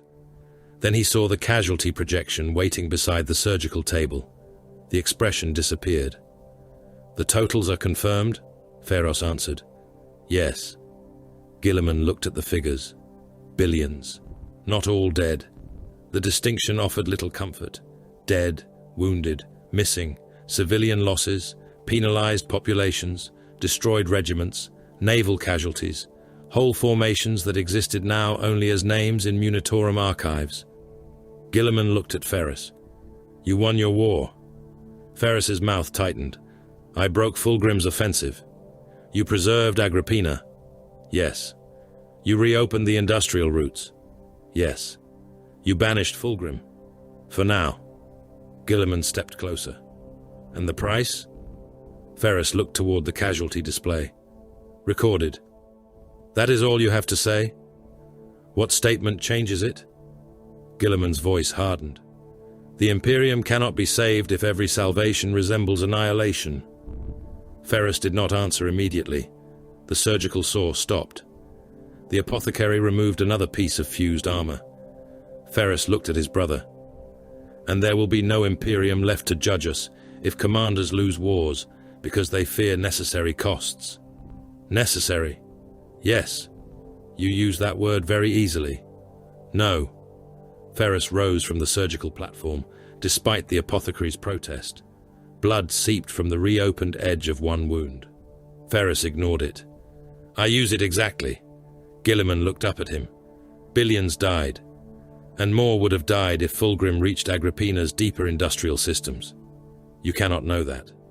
I can estimate it. An estimate is not absolution." "Again." Ferrus's face hardened. "I do not want absolution." Gilliman's temper finally showed. "Then what do you want?" "Competence." The word struck the room. Gilliman stepped closer. "You think this is competence?" Ferrus gestured toward the sterilized world outside. "I think Fulgrim is gone. That does not make every method used to achieve it correct." "No." Gilliman stopped. The answer had come too quickly. Ferrus continued. "Efficiency is not righteousness." Silence. Gilliman stared at him. Ferrus looked toward the casualty figures. "I know what I spent." "Then you admit." "I admit nothing you think I am admitting." Ferrus's silver fingers closed around the edge of the surgical table. "I know those men were men." His voice remained controlled. "I know the hospitals contained wounded soldiers, not numbers. I know the refugee ships carried human beings. I know millions heard my orders and understood they would die because I had found greater use for their deaths than their survival." The metal beneath his hand groaned. "I simply refused to insult them by pretending otherwise." Gilliman said nothing. Ferrus looked directly at him. "If I tell a regiment its sacrifice is glorious, when what I mean is that I need 15 more minutes, I am still spending them. His grip loosened. I would rather tell them the truth. The chamber doors opened. Ferrus entered. He carried no argument, only data. My lords. Guilliman turned. Ferrus activated the hololith. Multiple campaign projections appeared. These are the original operational models prepared before the Gorgon Crusade. Guilliman studied them. Ferrus remained silent. Ferrus expanded the first. A conventional containment campaign. Projected duration. Years. Agrippina partially lost. 3 neighboring forge systems compromised. Casualties climbed. Ferrus opened another. Strategic withdrawal followed by system defense. The numbers worsened. Fulgrim's forces gained access to additional shipyards. Demon incursions spread. Civilian populations entered projected casualty ranges far beyond those already suffered. Another model. Another. Each path was cleaner in the opening months. Each became worse with time. Ferrus looked toward Guilliman. The Primarch's methods increased immediate casualty density. Guilliman's eyes remained on the figures, but reduced campaign duration. Yes. And total projected deaths. Yes. How much? Ferrus provided the estimate. Guilliman went still. Ferrus said nothing. That irritated him more than triumph would have. You could be wrong. Ferrus answered. Yes. Guilliman looked toward Ferrus. And if you were? Ferrus met his gaze. Then the dead would still be dead. No excuse. No certainty.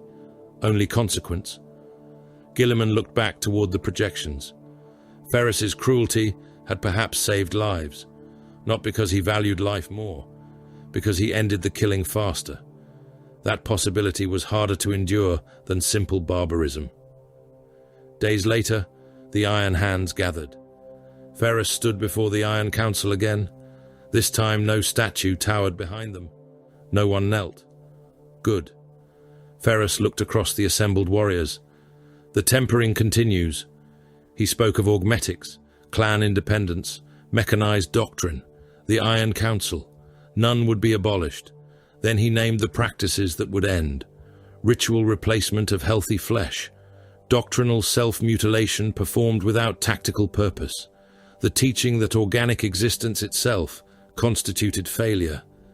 The presumption that visible machinery proved superior will. Several Iron Fathers objected. Ferrus permitted it, then silenced them with one sentence. You mistook fear of weakness for strength. No one answered. Ferrus raised his silver hands. Steel is useful. He struck one fist against his breastplate. Flesh is useful. His gaze moved across them. Neither commands. He touched 2 fingers to his temple.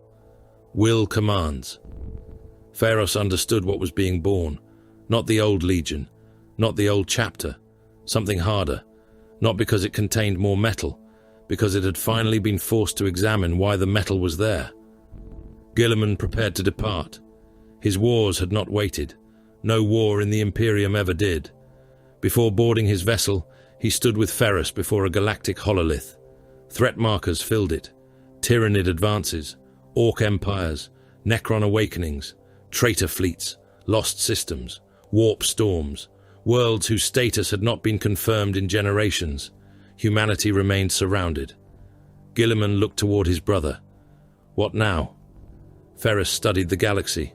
No smile, no declaration, no promise of victory.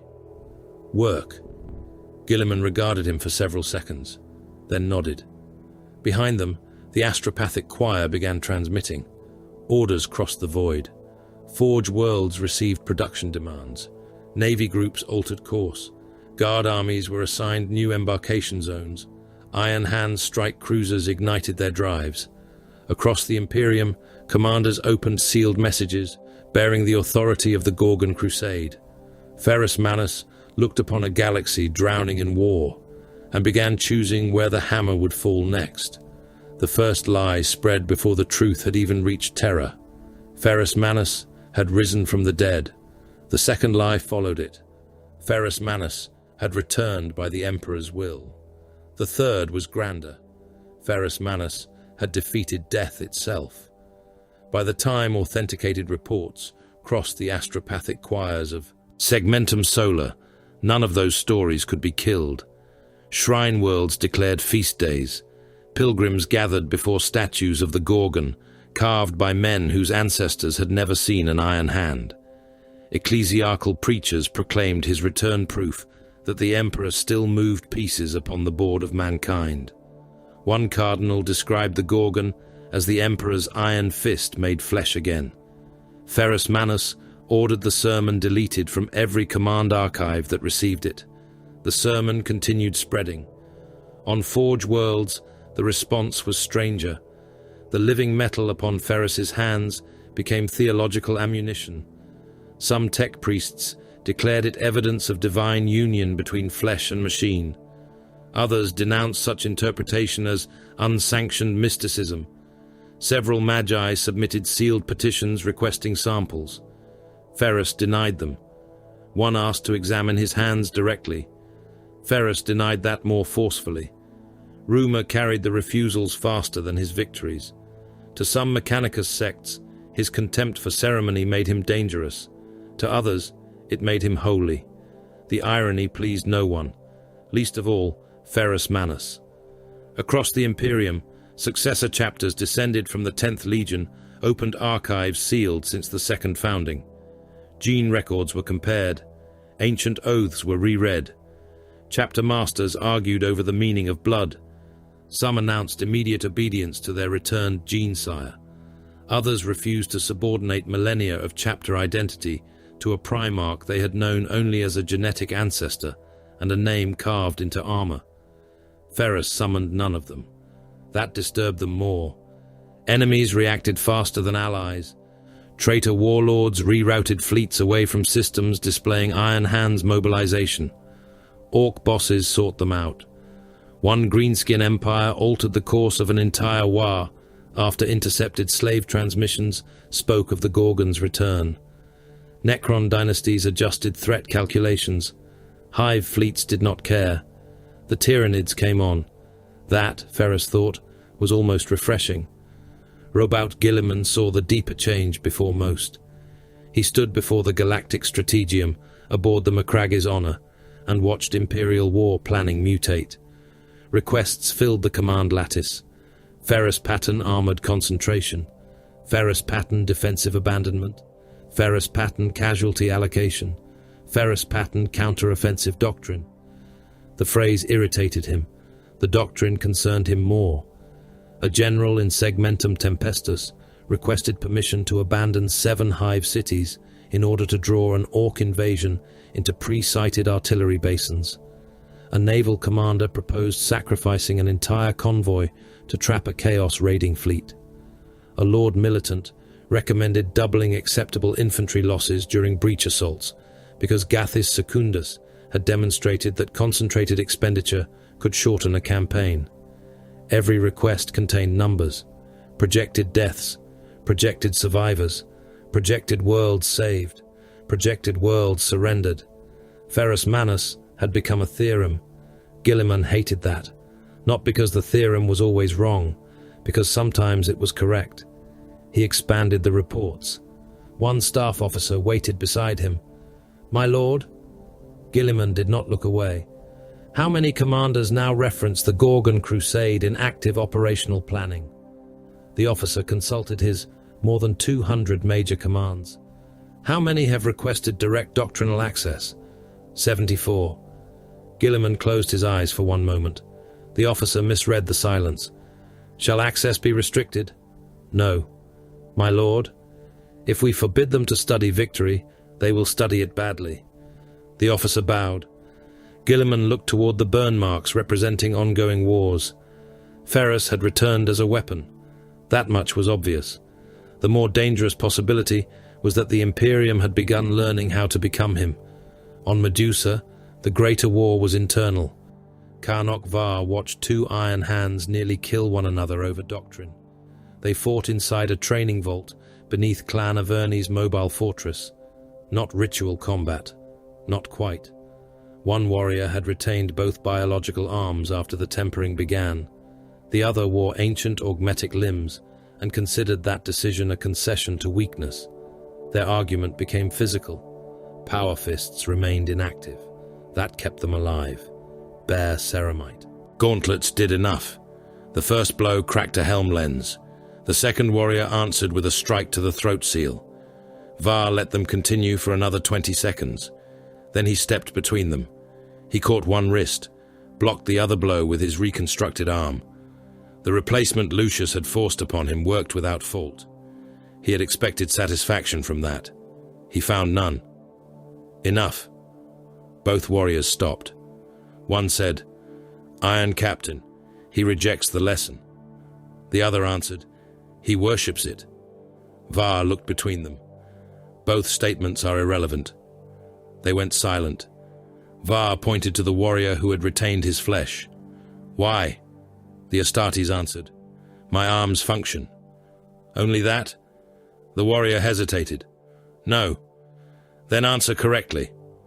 The Iron Hand looked toward his brother, because replacing them for symbolism would mean fear dictated the alteration. Var looked to the second. "And you?" "My augmetics exceed my original limbs." "Do they?" "Yes." "Then keep them." The warrior's posture eased fractionally. Var continued, "But if you believe their existence makes you stronger than him, you have misunderstood the same lesson in the opposite direction." Neither warrior spoke. Var stepped away, returned to training. They obeyed. This had become his role. Not preacher, not philosopher, translator. The chapter had spent 10,000 years turning Ferrus Manus into doctrine. Now Ferrus Manus was alive and kept contradicting the doctrine. Old Iron Fathers resisted. Young battle brothers adapted faster. Veterans feared that accommodation meant admitting 10,000 years of error. Ferrus regarded that fear as useful. It revealed weakness. The Iron Council demanded resolution. Several members proposed formal dissolution. Ferrus refused. They gathered again beneath the mountain. The statue was gone now. Its absence dominated the chamber more completely than the monument ever had. One Iron Father spoke. The council existed because no single commander would again rule the chapter as a Primarch ruled the Legion. Ferrus sat at the center of the iron table. "Yes." "With your return, its purpose is altered." "Yes."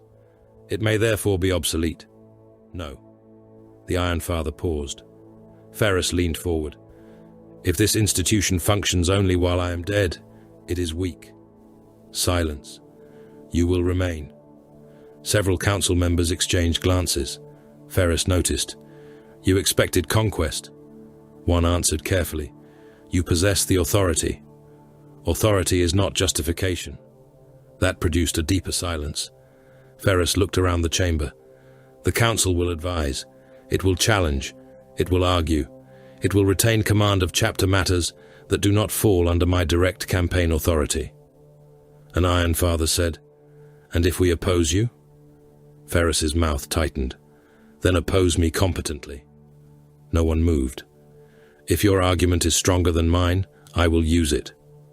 And if it is not, then I will break it." Ferrus sat back.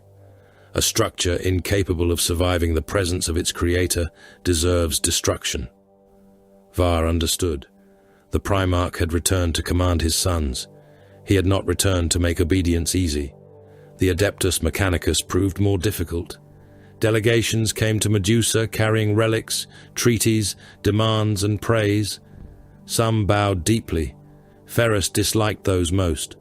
A Magos Dominus from Metallica brought a treatise describing the Gorgon's living metal as a sacred interface between biological will and machine perfection. Ferrus read 3 pages, then placed the "no." The Magos clicked in binary. The thesis contains 647 supporting citations. It contains 647 attempts to make ignorance sound complete. The Magos' mechadendrites tightened. "You reject sacred interpretation." "I reject interpretation without utility." "Utility is not the sole measure of truth." "No." Ferrus looked at him. "But it is an excellent measure of whether you understand a machine." Other Forge worlds adapted. They sent engineers instead of theologians. Those Ferrus received personally. He exchanged reactor improvements, armor tolerances, plasma containment solutions, weapon feed modifications. He demanded results. When a Forge Master required 3 days of rites before approving a coolant redesign, Ferrus rerouted the project to another world. Production increased. The insult traveled across the noosphere. So did the improvement. The relationship between Medusa and Mars did not break. It changed. The Iron Hands remained machine-bound. They simply stopped confusing dependence with reverence. Months after Vardos, Lionel Johnson returned to Medusa. He found Ferrus alone in a forge. Reckoner lay upon the anvil. The hammer had survived Fulgrim. Barely. The haft had been replaced. The disruption assembly was open. Fulgrim's blades had left long scars across the hammerhead, where demon steel had struck the casing. Ferrus was polishing neither away. The Lion entered without announcing himself. Ferrus continued working. You always enter rooms as though you expect betrayal. The Lion looked around. I usually find it. Ferrus fitted a conductor node into the opened housing. You came to lecture me. No, that would be a first. I came to leave. Ferrus glanced toward him. Then your navigation has failed. The Lion almost smiled. He approached the forge. For several moments they stood in silence. Then the Lion said, Fulgrim was not your victory. Ferrus resumed, tightening the conductor assembly. No. No. What was? You did not become the man he expected. Ferrus stopped. The forge crackled around them. The Lion continued. He prepared a world to resurrect Istvan in your mind. Yes. You felt it. Yes. And you did not follow. Ferrus looked at Reckoner. I followed. Not in the manner he required. No. The Lion studied his brother. You conquered your anger. Ferrus gave a short, contemptuous sound.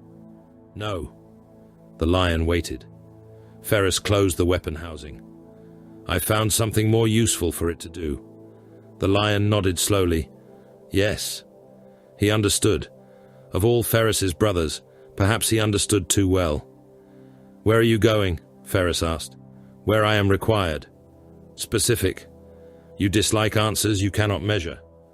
I dislike wasted words. The Lion turned to leave. Ferrus said, Brother. The Lion stopped.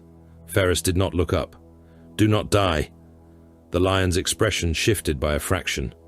Again? Ferrus looked at him. The Lion left. Neither said farewell. Deep within the warp, Fulgrim remembered hands around his throat. He had no throat. Not yet. No body. Not yet. But memory required neither. He existed within sensation. Fragments of himself floated through the impossible colors of Slanesh's realm. Pain became perfume. Humiliation became music. Memory repeated itself without chronology. Ferrus holding him. Ferrus refusing him. Ferrus smiling. Not the old smile. Not anger. Calculation. Again. The artillery. Again. The null field. Again. The silver fingers driven into his flesh. Again. This time, you follow me. Fulgrim screamed.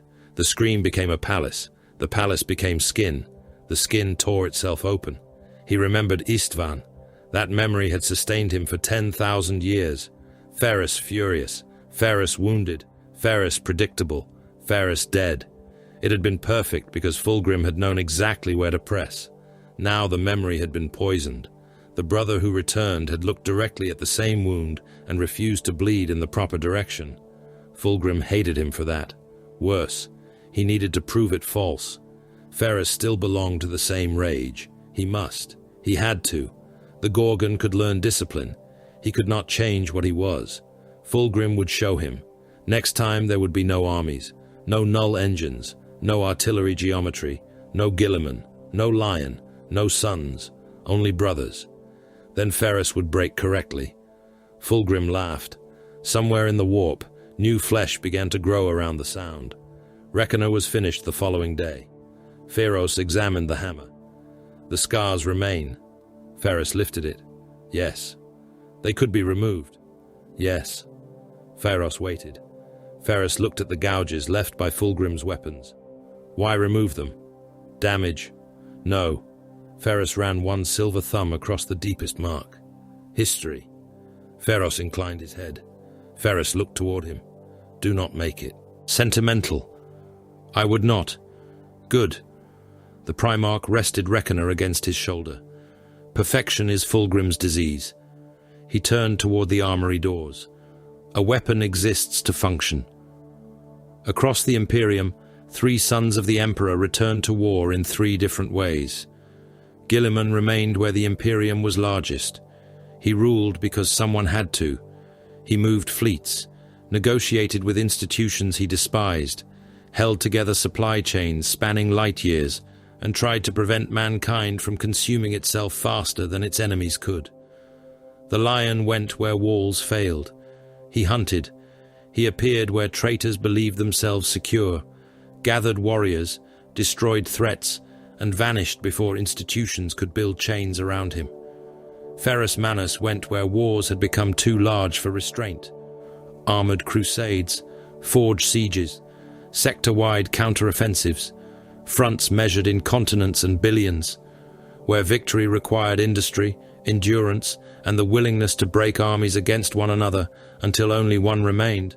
The Gorgon was sent. 3 Primarchs, 3 answers, none sufficient. The galaxy did not care that mankind had recovered another demigod. The Great Rift still burned. The Tyranids still fed. The Necrons still awakened. Orcs still gathered in numbers capable of drowning worlds.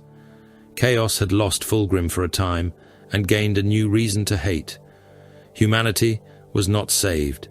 It had acquired another weapon with which to postpone extinction. Ferrus Manus preferred that description. The next crusade departed beneath no triumphal banners. The Fist of Medusa entered formation among black battle barges, navy capital ships, Mechanicus arcs, and troop transports packed with men. Millions waited in the holds. Thousands of tanks rested beneath mag clamps. Dreadnoughts slept in armored vaults. Artillery shells filled magazines from deck to deck. Servitors worked. Priests prayed. Tech marines inspected engines. Soldiers wrote final messages to worlds they might never see again. Karnok Var stood beside Ferrus before the viewing armor. The translation warning sounded. Reality weakened beyond the hull. The Geller field engaged. Then the warp opened. Color without name burned across the void beyond the armored glass. Ferrus watched it. Another front waited ahead. Another region collapsing beneath invasion. Another equation written in lives. Var studied the campaign feed. Enemy auger traffic increased before our departure. Ferrus said nothing. They may know we are coming. The Primarch looked toward him.